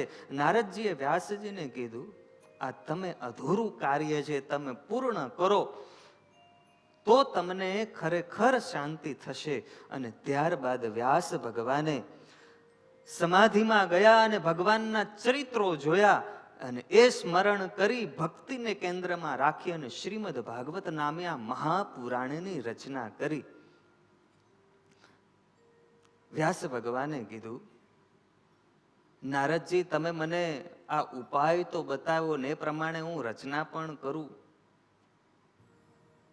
પણ આ રચના કર્યા પછી મને શાંતિ પણ થાય. પણ મને એ કહો, તમને આ ઉપાય જડ્યો ક્યાંથી? ત્યારે નારદજીએ કીધું, સાંભળો, આ તમારી સામે હું ઊભો છું, એનું કારણ જ આ છે. હું આ સ્થિતિને પામ્યો છું, એનું કારણ આ છે. નારદજીએ પોતાના જન્મનું, પૂર્વ જન્મનું વૃત્તાંત કીધું કે પૂર્વે હું દાસી પુત્ર હતો. મારી માતા એક વેદવાદી બ્રાહ્મણને ત્યાં કામ કરતા અને હું પણ મારી માતાની સાથે ત્યાં જતો. ચાતુર્માસમાં એમને ત્યાં સંતો આવ્યા, એ સંતો રોકાણા, ધ્યાન ભજન કથા વાર્તા કરતા હોય અને હું પણ દૂર બેઠો બેઠો એ સાંભળતો હોઉં. આમ કરતા કરતા મને સંતો સાથે બહુ હેત થયું. સંતો રોજ ભગવાનને થાળ ધરાવે, એ સંતો જમે અને પ્રસાદી મને આપે, એ હું પ્રસાદી જમું. આમ કરતા કરતા તો મને સંતો સાથે ખૂબ હેત થયું. સંતોની સાથે, સંતોના સંગાથમાં રહીને એને સંતો સાથે હેત થાય, અને સંતો સાથે હેત થાય એટલે એને ભગવાનમાં હેત થાય. ગુણાતીતાનંદ સ્વામી પાસે આવી અને એક સાધુએ કીધું, સ્વામી મને તમે દેખાવ છો ધ્યાનમાં, ભગવાન નથી દેખાતા, તમારે શું કરવું? ગુણાતીતાનંદ સ્વામી કે આજે તો હું દેખાવું, સાધુ દેખાય છે ને એટલે સમજી લે ભગવાન તને દેખાશે, પાક્કું પાક્કું ને પાક્કું. પેલા સાધુ સાથે જીવ જોડવો તો પછી ભગવાન સાથે જીવ જોડાઈ જશે. એ સંતો પાસે રહેતો તો ચાતુર્માસ પૂર્ણ થયો અને સંતોએ વિદાય લીધી. મારે પણ સંતો પાસે જવું તો હું સંતોની સાથે જવા માટે તૈયાર થયો, પણ સંતોએ કીધું કે અત્યારે તારે નથી આવવું, તું તારી માતાનું એક ને એક સંતાન છે તો અહીંયા રોકા, અમે તને આશીર્વાદ આપીએ છીએ, જા, તને ભગવાનની પ્રાપ્તિ થશે. સંતોએ વિદાય લીધી. નારદજી વિચાર કરે કે ક્યાં સુધી હું અહીંયા રહીશ. અમુક સમયે એક વખત ઘટના એવી બની, પોતાની માતા કંઈક કામ કરવા માટે ગયા હશે ને એમાં સર્પનો દંશ થયો, માતાનું મૃત્યુ થયું. અને ત્યારબાદ નારદજી કહે હું જંગલમાં ગયો. જંગલમાં જઈ અને મેં ખૂબ એક પીપળાના ઝાડ નીચે બેસી અને તપ કર્યું, ભગવાનને સંભાળ્યા. મને અંતરમાં ભગવાનની અનુભૂતિ થઈ, પણ આ મૂર્તિને હજી તો હું દર્શન કરવા માટે જાઉં ત્યાં તો એ મૂર્તિ અદ્રશ્ય થઈ ગઈ. મેં આંખો ખોલી ખૂબ રડ્યો અને ત્યારે આકાશવાણી થઈ કે તમે તપ કરો, આ જન્મમાં તમને ભગવાન નહીં મળે, આવતા જન્મમાં તમને ભગવાન મળશે. આમ કરતા કરતા તો પછી પ્રલય થયો. પ્રલયના અંતે ફરી સૃષ્ટિની સર્જના થઈ અને બ્રહ્માજી થકી મારી ઉત્પત્તિ થઈ. અને આ જુઓ, ભગવાનની પાસે ગયો, ભગવાને મને એમણે વીણા આપી અને વીણા લઈ અને ભગવાનનું ભજન કરું છું, ત્રિલોકીમાં ફરું છું. આ દાસી પુત્ર માંથી હું દેવર્ષિ બની ગયો. આનું જો કોઈ કારણ હોય ને તો કેવળ ને કેવળ મેં ભગવાનની ભક્તિ કરી, ભગવાનના ચરિત્રો ગાયા, ભગવાનનું નામ સ્મરણ કર્યું, એટલું જ છે. આ મારી નિષ્કામ ભક્તિથી મારી આ પ્રાપ્તિ થઈ છે. વિચાર કરો, નારદજી દાસી પુત્રમાંથી દેવર્ષિ બન્યા, એનું કારણ કુલ જોઈએ ને તો 3 છે. સૌ પ્રથમ જે ચાતુર્માસમાં સંતો આવેલા, એ સંતોનો સમાગમ કર્યો, સત્સંગ કર્યો. આ કર્યા પછી ભગવાનનું ગુણગાન, ચરિત્ર ગાન, કીર્તન ગાન કર્યું. આ બીજું. અને ત્રીજું શું? વળી પાછા બીજા જન્મમાં નારદજી થયા તો વળી પાછું ભગવાનનું ભજન જ કર્યું છે. અને આમ કરતા દેવર્ષિ બની ગયા. ત્રિલોકીમાં ફરે, બોલો, ક્યાંય વિઝા લેવાની જરૂર નહીં, કોઈ રોકે નહીં અને કોઈ ટોકે નહીં. આ ભગવાનનું ભજન કરતા આ પ્રાપ્તિ થઈ. એટલે સદગુરુ મુક્તાનંદ સ્વામી લખે, હરિ ભજતા સહો મોટપ પામે, જન્મ મરણ દુઃખ જાય રે. હરિ ભજતા સહુ મોટપ પામે, જન્મ મરણ દુઃખ જાય રે. પારસ પરસી લોહ કંચન થઈ, પારસ પરસી લોહ કંચન થઈ. મોંઘે મોલે વેચાય રે. મોંઘે મોલે વેચાય રે. હરિ ભજતા સહો પામે, જન્મ મરણ દુઃખ જાય રે. હરિ ભજતા સહુ મોટપ પામે, જન્મ મરણ દુઃખ જાય રે. હે મુનિ નારદને જાતન જોતા દાસે પુત્ર જગ જાણે રે. મુનિ નારદની જાતન જોતા દાસી પુત્ર જગ જાણે રે. હરિને ભજી હરિનો મન કે બાણા. હરિને ભજી હરિનું મન કહેવાણા. વેદ પુરાણ વખાણે રે. વેદ પુરાણ વખાણે રે. હરિ ભક્તા સહો મોટપ પામે. જન્મ મરણ દુઃખ જાય રે.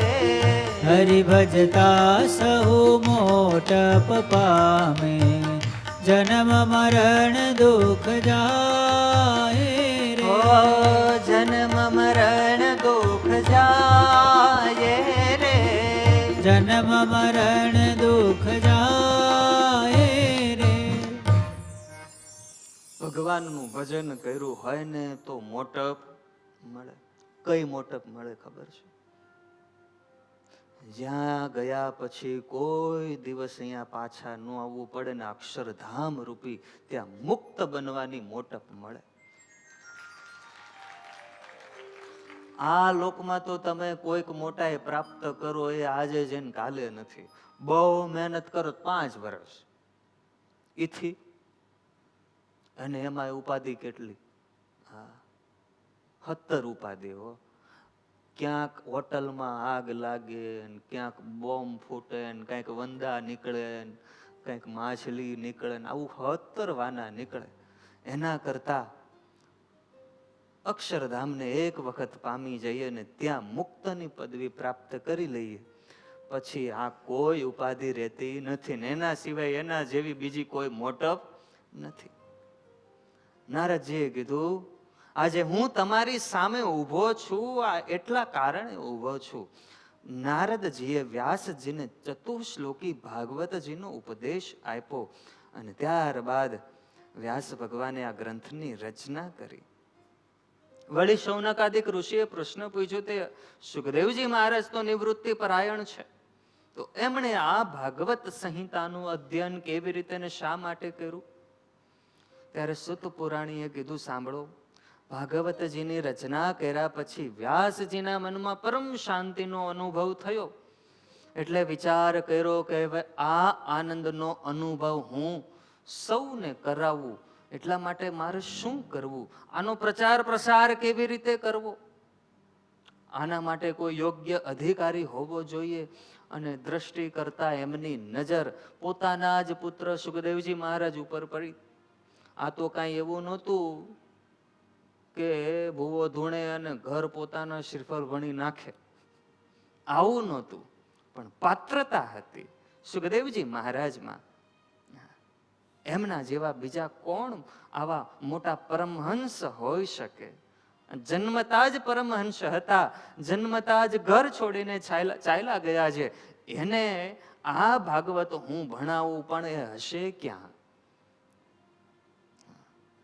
કોઈ રીતે આવશે નહીં. મને મૂકીને ચાલ્યા ગયા. પછી ઉપાય કર્યો, પોતાના અમુક શિષ્યોને આ ભાગવતના અમુક શ્લોકો કંઠસ્થ કરાવ્યા અને પછી કીધું, તમે વનમાં જાઓ અને આ શ્લોકો તમે મુક્ત કંઠે ગાજો. અને એમના શિષ્ય વનમાં ગયા. વનમાં જઈ અને મુક્ત કંઠે આ ભાગવતના જે શ્લોક શીખાવ્યા હતા વ્યાસ ભગવાને, એ શ્લોકો ગાવા લાગ્યા. બરહા પેડ નટવર વપુહો કર્ણયો કર્ણિકારમ બિભ્રત્વા સહ કનક કપીશમ વૈજયંતીમ ચ માલા રંધ્રાન વેણો રધર સુધયા પૂરયન ગોપવૃંદેર વૃંદારણ્યમ સ્વપદરમણમ પ્રાવિશદ ગીત કીર્તિ. આવા અદ્ભુત શ્લોકો અને આવું અદ્ભુત પરમાત્માની સાકાર મૂર્તિનું વર્ણન આ સુખદેવજી મહારાજ જંગલમાં હતા ને એમણે સાંભળ્યા, એમની સમાધિ તૂટી ગઈ. ઓહો, આવા સ્વરૂપનું વર્ણન, અને પોતે ઊભા થયા, પોતાની સમાધિ તૂટી ગઈ અને ઊભા થઈ અને ગયા. આહા, આવા પરમાત્માનું વર્ણન, આવા મધુર શ્લોકો, આ શ્લોકો કોણ ગાય છે? અને જેમ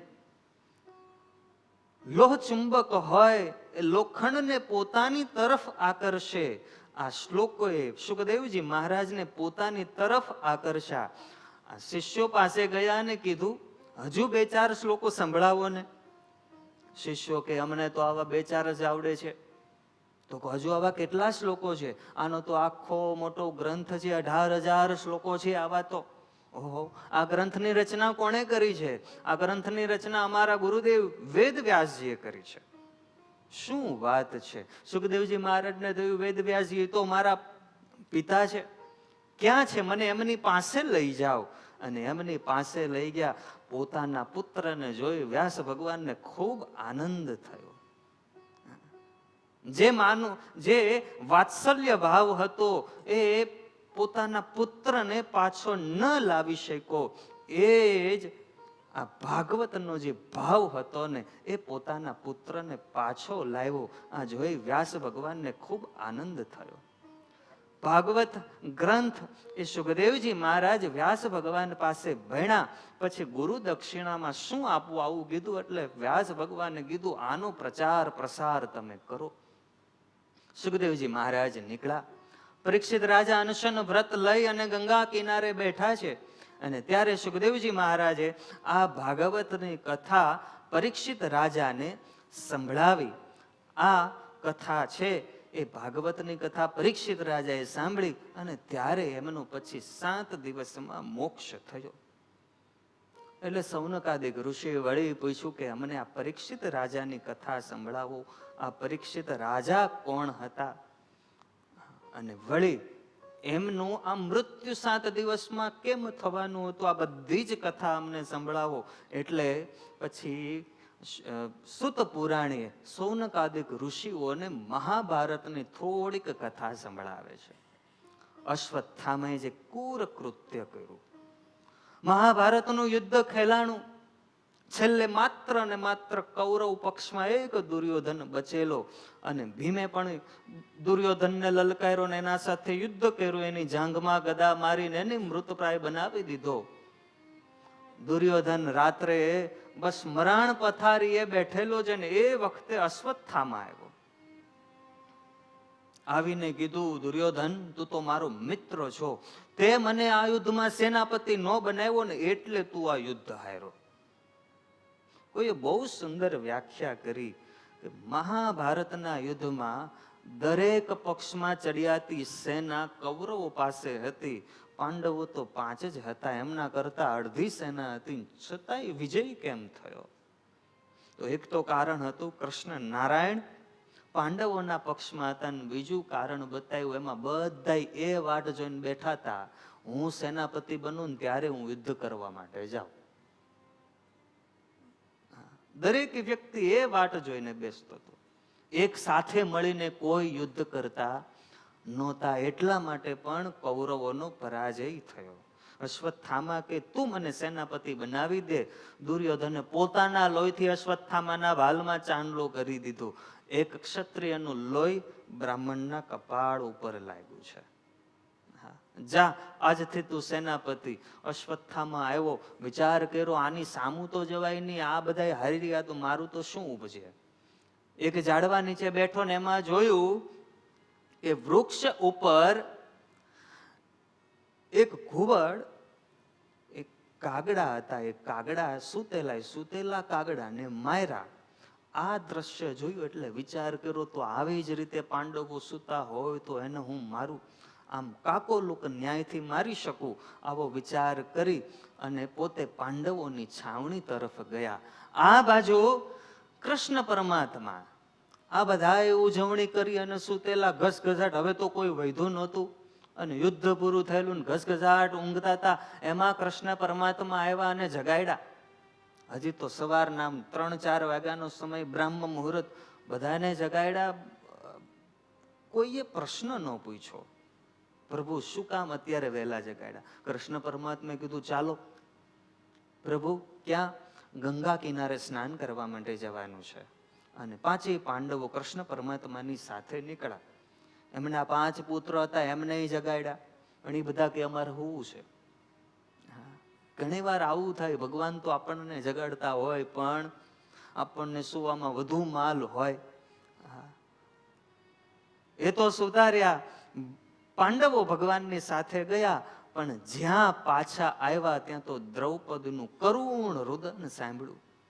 અશ્વત્થામા રાત્રે આવ્યો અને 5 પાંડવોના દીકરાઓ સૂતા હતા. એને એમ કે આ 5 પાંડવો છે. છુપા પગલે આવી, હળવા પગે આવી અને 5ના માથા ધડથી અલગ કરી દુર્યોધન પાસે લઈ ગયેલો. અને અહીંયા 5ના ધડ પડેલા. દ્રૌપદીજી સવારમાં પોતાના પુત્રોને જગાડવા માટે ગયા અને આ દ્રશ્ય જોયું, આક્રંદ કર્યું છે.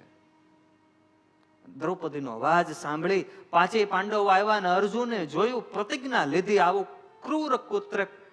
ક્રૂર કૃત્ય કરનારને હું મારીશ ને એટલું જ નહીં, એનું મસ્તક લાવી એનો પાટલો કરીને એના ઉપર દ્રૌપદીજી તમને બેસાડીને તમારું સૂતકનું સ્નાન કરાવીશ, પછી હું શુદ્ધ થઈશ. કૃષ્ણ પરમાત્માને આજ્ઞા કરી અને રથ ઉપર છલાંગ મારી બેઠા. ખબર પડી અશ્વત્થામે આ કૃત્ય કર્યું છે ને એની પાછળ પડ્યા.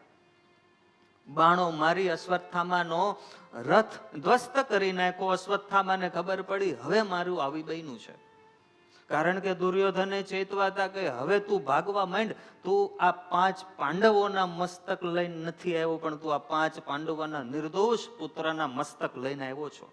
હવે ભાગવા માંડ. અર્જુન તો આંબી ગયો. અશ્વત્થામા જ્યારે ભાગવા માંડ્યો, કોઈ ઉપાય ન રહ્યો. બ્રહ્માસ્ત્રનું અનુસંધાન કર્યું. બ્રહ્માસ્ત્ર અર્જુન તરફ છોડ્યું. બ્રહ્માસ્ત્ર આવ્યું એટલે કૃષ્ણ પરમાત્માએ કીધું, અર્જુન તું પણ બ્રહ્માસ્ત્ર છોડ.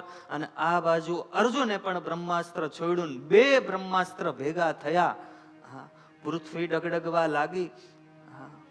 પર્વતોના શિખરો ધરાશાયી થવા લાગ્યા. ભયંકર વાયુ વાવા લાગ્યો અને બધાયના દિલ ડગમગવા લાગ્યા. 2 બ્રહ્માસ્ત્ર આમને સામને થયા. અને એ જ વખતે વળી પાછા વ્યાસ ભગવાન નારદજીએ આવી અને સમજાવ્યા કે 2 બ્રહ્માસ્ત્ર પાછા વાળો.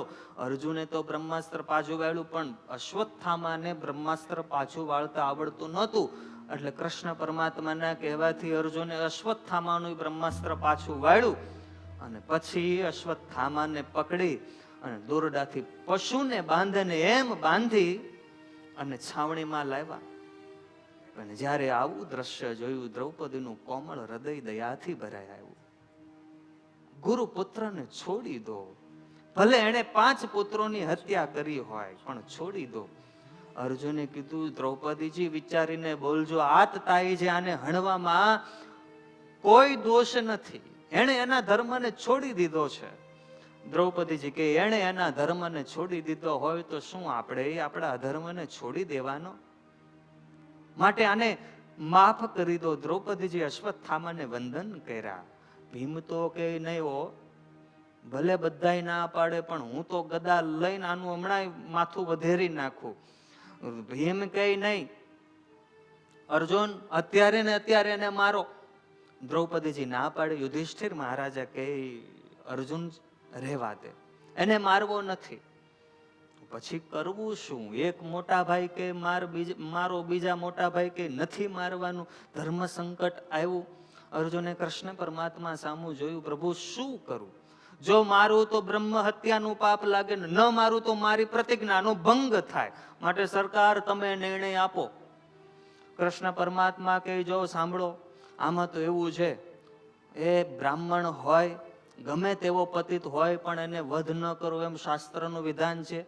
અને આતતાઈ હોય એને ક્યારેય છોડવો ન જોઈએ, આવું શાસ્ત્રનું વિધાન છે. અર્જુન કે પ્રભુ ઈ ધર્મ સંકટ તો છે જ, હવે આમાંથી છૂટવાનો ઉપાય બતાવો. ત્યારે કૃષ્ણ પરમાત્માએ કીધું કે સાંભળ, એ ધર્મ સંકટ ભલે ત્યારે આવ્યું હોય, પણ હવે તો એનું મણી છે ને મણી કાઢી લે, એ પણ એનો વધ થયો જ ગણાય. અર્જુને તલવાર લઈ અશ્વત્થાના માથામાં રહેલો મણી કાઢી લીધો. અશ્વત્થામાનું તેજ હણાઈ ગયું. અશ્વત્થામાને છોડી મૂક્યો. મૃત પુત્રોનો અગ્નિ સંસ્કાર કર્યો. આ બાજુ હસ્તિનાપુરનું રાજ્ય પાંડવોને પાછું મળ્યું. યુધિષ્ઠિર મહારાજા અશ્વમેઘ યજ્ઞ કરી અને પછી હસ્તિનાપુરનું રાજ્ય ભોગવે જઈને થોડા દિવસો વ્યતીત થયા અને કૃષ્ણ પરમાત્માએ જ્યારે વિદાય લેવાનું નક્કી કર્યું, બધાય વિદાય આપે છે અને પ્રભુ જ્યાં રથમાં બેસવા માટે જાય ત્યાં તો અભિમન્યુની પત્ની ઉત્તરા દોડતી દોડતી આવી. પાહી પાહી મહાયોગીન દેવ દેવ જગતપતે નાન્યમ ત્વદ ભયમ પશ્યે યત્ર મૃત્યુ પરસ્પરમ. મારું રક્ષણ કરો પ્રભુ. આ બાણ મારા તરફ આવે છે, એ ભલે મને મારી નાખે પણ મારા ગર્ભની રક્ષા કરો. કારણ કે પાંડુ વંશનું છેલ્લું અંકુર હોય ને તો આ ઉત્તરાના ગર્ભમાં પોષાય રહેલો જે ગર્ભ એ જ હતો. ઉત્તરાએ ભગવાનને પ્રાર્થના કરી, મારી રક્ષા કરો. પ્રભુએ જાણ્યું આ અશ્વત્થામાનું કૃત્ય છે. પાંડવોના વંશને નિર્બીજ કરવા માટે અને બ્રહ્માસ્ત્રનો પ્રયોગ કરેલો. ઉત્તરા એ અનન્ય ભાવે ભગવાનના શરણે આવી, પ્રભુ મારું રક્ષણ કરો. અને પ્રભુએ વિચાર કર્યો, અશ્વત્થામાએ કરેલું એવું, એ અશ્વત્થામાએ બ્રહ્માસ્ત્રનો પ્રયોગ ઉત્તરાના ગર્ભ તરફ કર્યો અને 5 બાણ પાંડવો ઉપર નાખેલા. એટલે પ્રભુએ પોતાનું સુદર્શન ચક્ર જોડ્યું. પાંડવોના તરફ ફેંકેલા બાણ પ્રભુએ પોતાના સુદર્શન ચક્ર વડે કાપી નાખ્યા અને ઉત્તરાના ગર્ભની રક્ષા કરવા માટે પ્રભુ પોતે પધાર્યા. ઉત્તરાના ગર્ભને અંદર પ્રવેશ કરી અને પ્રભુએ પોતે રક્ષા કરી. વિચાર કરવા જેવી એક વાત છે. જો જે ભગવાનના શરણે જાય ને એની ભગવાન પોતે રક્ષા કરે. ઉત્તરા ભગવાનને શરણે ગઈ એટલે ભગવાન એની રક્ષા કરવા માટે પધાર્યા. અંગૂઠા જેવડું નાનું ચતુર્ભુજ સ્વરૂપ પ્રગટ કરી અને પ્રભુએ પરીક્ષિતની રક્ષા કરી છે. બહુ મોટું સૌભાગ્ય છે. ઉત્તરા જેવું સૌભાગ્ય કોઈને પ્રાપ્ત નથી થયું.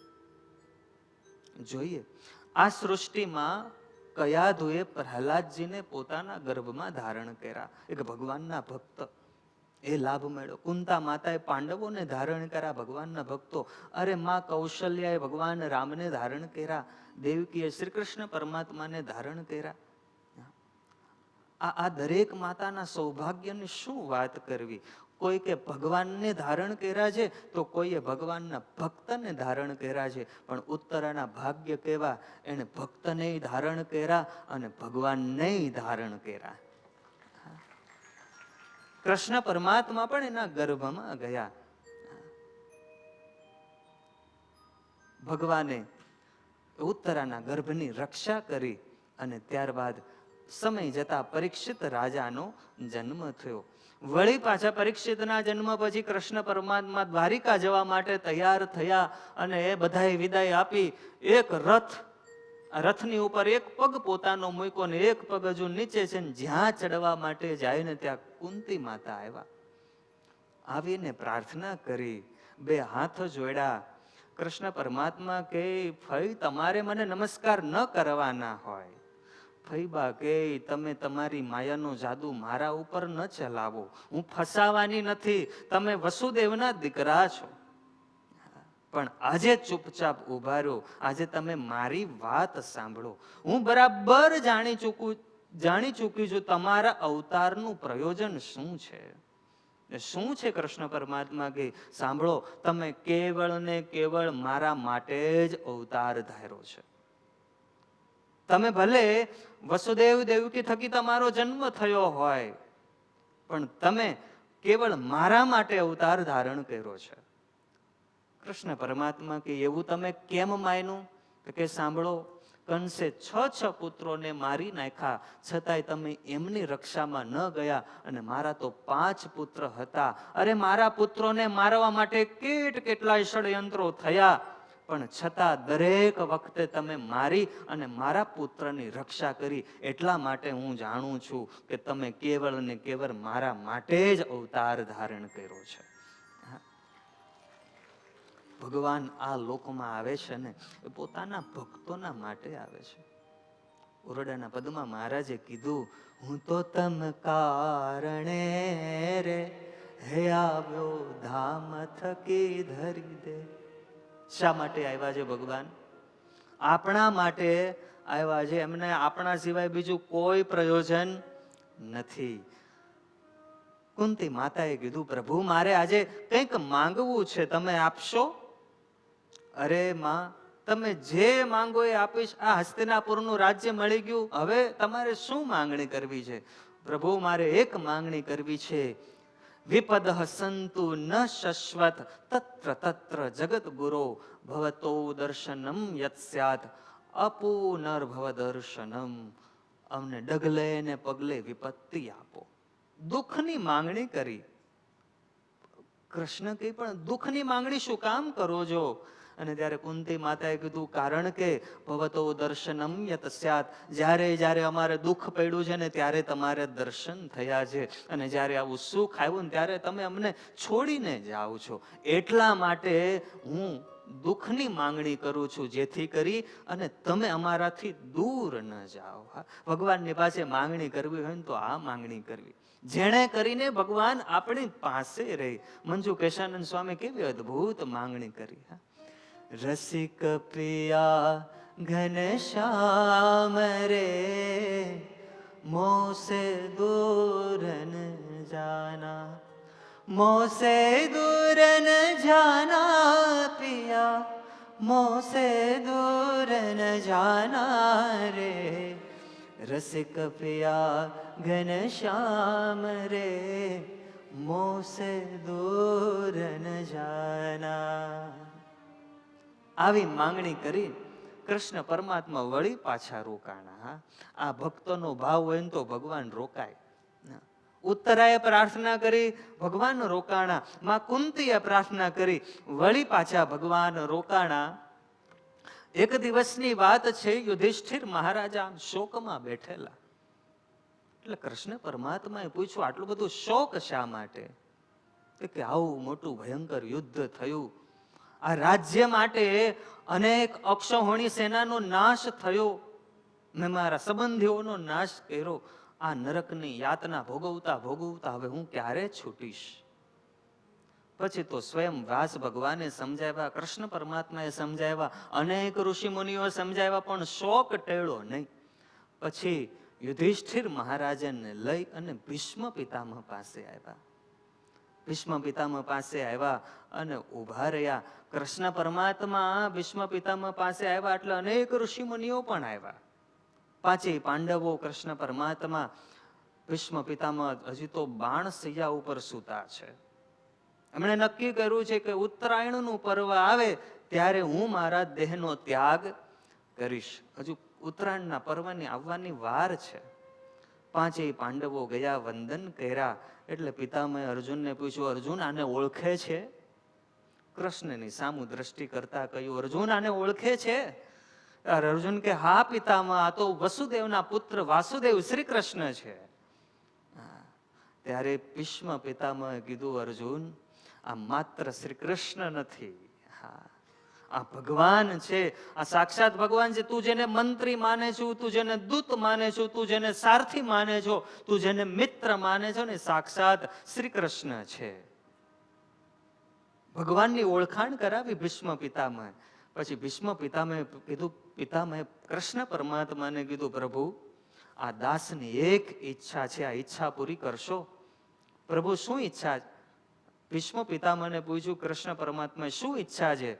ત્યારે કીધું, હું તમને થોડીક પ્રતીક્ષા કરાવવા ઈચ્છું છું. મારું શરીર જ્યાં સુધી ન છૂટે ને ત્યાં સુધી તમે મારી સામે આમને આમ ઉભા રહો. એટલે કૃષ્ણ પરમાત્મા સામે આવીને ઉભા રહ્યા. કૃષ્ણ નહીં થયું, આ તો બુઢા બાપાએ મને બંધનમાં લીધો. હવે મૃત્યુ જ્યાં સુધી ના આવે ત્યાં સુધી તો ઉભા જ રહેવાનું. હા, ઉભા રહ્યા. વળી પાછા ઈચ્છા મૃત્યુને વરેલા છે. જ્યારે ઈચ્છા થાય ત્યારે એમનો દેહ છૂટે.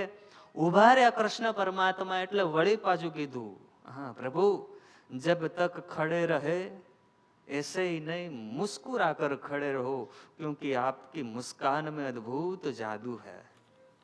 એમ ન ઉભા રહ્યો, હાસ્ય સાથે ઉભા રહ્યો, મંદ હાસ્ય કરો. બેઠા હોય, હવે એવું મુખ કરીને બેઠા હોય, જાણે કે કોકની શોક સભામાં ગયા હોય, એવું મુખ લઈને બેઠા હોય તો કઈ ગમે? મુખ હોય, ભગવાનનું મુખ આનંદદાયી છે. ભગવાનના મુખના દર્શન કરતા આનંદ અનુભવાય. અને એટલે કીધું, પ્રભુ આમ નહીં, થોડાક આમ મુસ્કાન તમારા મુખ પર હોય ને એવી રીતે તમે અહીંયા ઉભા રહો. ભગવાનના દર્શન કરીએ કેવો આનંદ થાય. સહેજે ભગવાનના દર્શન કરતા આપણા મુખ ઉપર હાસ્ય તરી વરે. ગઈકાલે જે પેલું છપૈયા કે ઘનશ્યામ, બહુ અદભુત કીર્તન. કીર્તન જ્યાં સુધી પૂરું ન થાય ને ત્યાં સુધી તમારા મુખની રેખા તમે જોજો બદલાશે નહીં. આનંદ ને આનંદ થાય. એ પરમાત્માના સ્વરૂપનો આનંદ છે. તમે લીધો કે નહીં? કેટલા બાકી છે? બાકી ઓશરામ ભુવા બાકી રહી ગયા. ઘનશ્યામ બાબા લા જોજો હો. તમે લીધો, પાક્કો લીધો બરાબર? એ તમે લીધો ને તો હવે એની લિંક છે ને તમારા સગા સંબંધીઓને મોકલજો, તમારા વોટ્સએપના સ્ટેટસમાં નાખજો, બધા એનો લાભ લે. આ ભગવાનના સ્વરૂપનો આનંદ તમને જેવો આવ્યો એવો બીજાને આવવો જોઈએ કે નહીં? હા, તો બીજાને દેવડા માટે આવું કંઈક કરજો. અને પછી તો કૃષ્ણ પરમાત્માને પોતાની સામે ઉભા રાખ્યા. અને પછી યુધિષ્ઠિર મહારાજાને ભીષ્મ પિતામહે જ્ઞાન આપ્યું, છતાંય શોક જેવો ટળવો જોઈએ એવો ટળ્યો તો નહીં. પછી ભીષ્મ પિતામહે પણ કૃષ્ણ પરમાત્માની સ્તુતિ કરી. અને સ્તુતિ કરતા પ્રભુને કીધું, પ્રભુ તમે મારી પ્રતિજ્ઞા રાખવા માટે તમારી પ્રતિજ્ઞા તોડી દીધી હતી, એટલા માટે પ્રભુ તમે મને માફ કરજો, પણ મારે આજે મારી કન્યાને તમારા સાથે વરાવવી છે. કઈ કન્યા? બુદ્ધિરૂપી કન્યા. અને બુદ્ધિરૂપી કન્યાને કૃષ્ણ પરમાત્મા સાથે વરાવી. અને સમય જતા પછી ભીષ્મ પિતામહે ઉત્તરાયણનો જ્યારે પર્વ આવ્યો ત્યારે પોતાના દેહનો ત્યાગ કર્યો છે.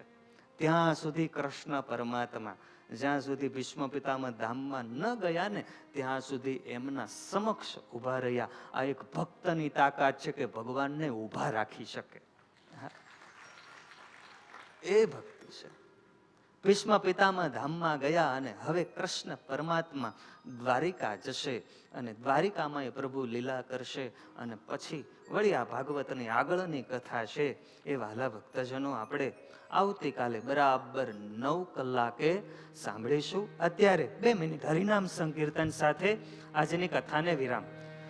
સ્વામી નારાયણ નારાયણ નારાયણ, સ્વામી નારાયણ નારાયણ નારાયણ, સ્વામી નારાયણ નારાયણ નારાયણ, સ્વામી નારાયણ નારાયણ નારાયણ, હે સ્વામી નારાયણ સ્વામી નારાયણ, સ્વામી નારાયણ સ્વામી નારાયણ, સ્વામી નારાયણ સ્વામી નારાયણ, સ્વામી નારાયણ સ્વામી નારાયણ, સ્વામી નારાયણ નારાયણ નારાયણ, સ્વામી નારાયણ નારાયણ નારાયણ, હે સ્વામી નારાયણ નારાયણ નારાયણ, સ્વામી નારાયણ નારાયણ નારાયણ, હે સ્વામી નારાયણ સ્વામી નારાયણ, સ્વામી નારાયણ સ્વામી નારાયણ, સ્વામી નારાયણ સ્વામી નારાયણ, સ્વામી નારાયણ. સહજાનંદ સ્વામી મહારાજની જય. શ્રી કૃષ્ણ કનૈયા લાલ કી જય.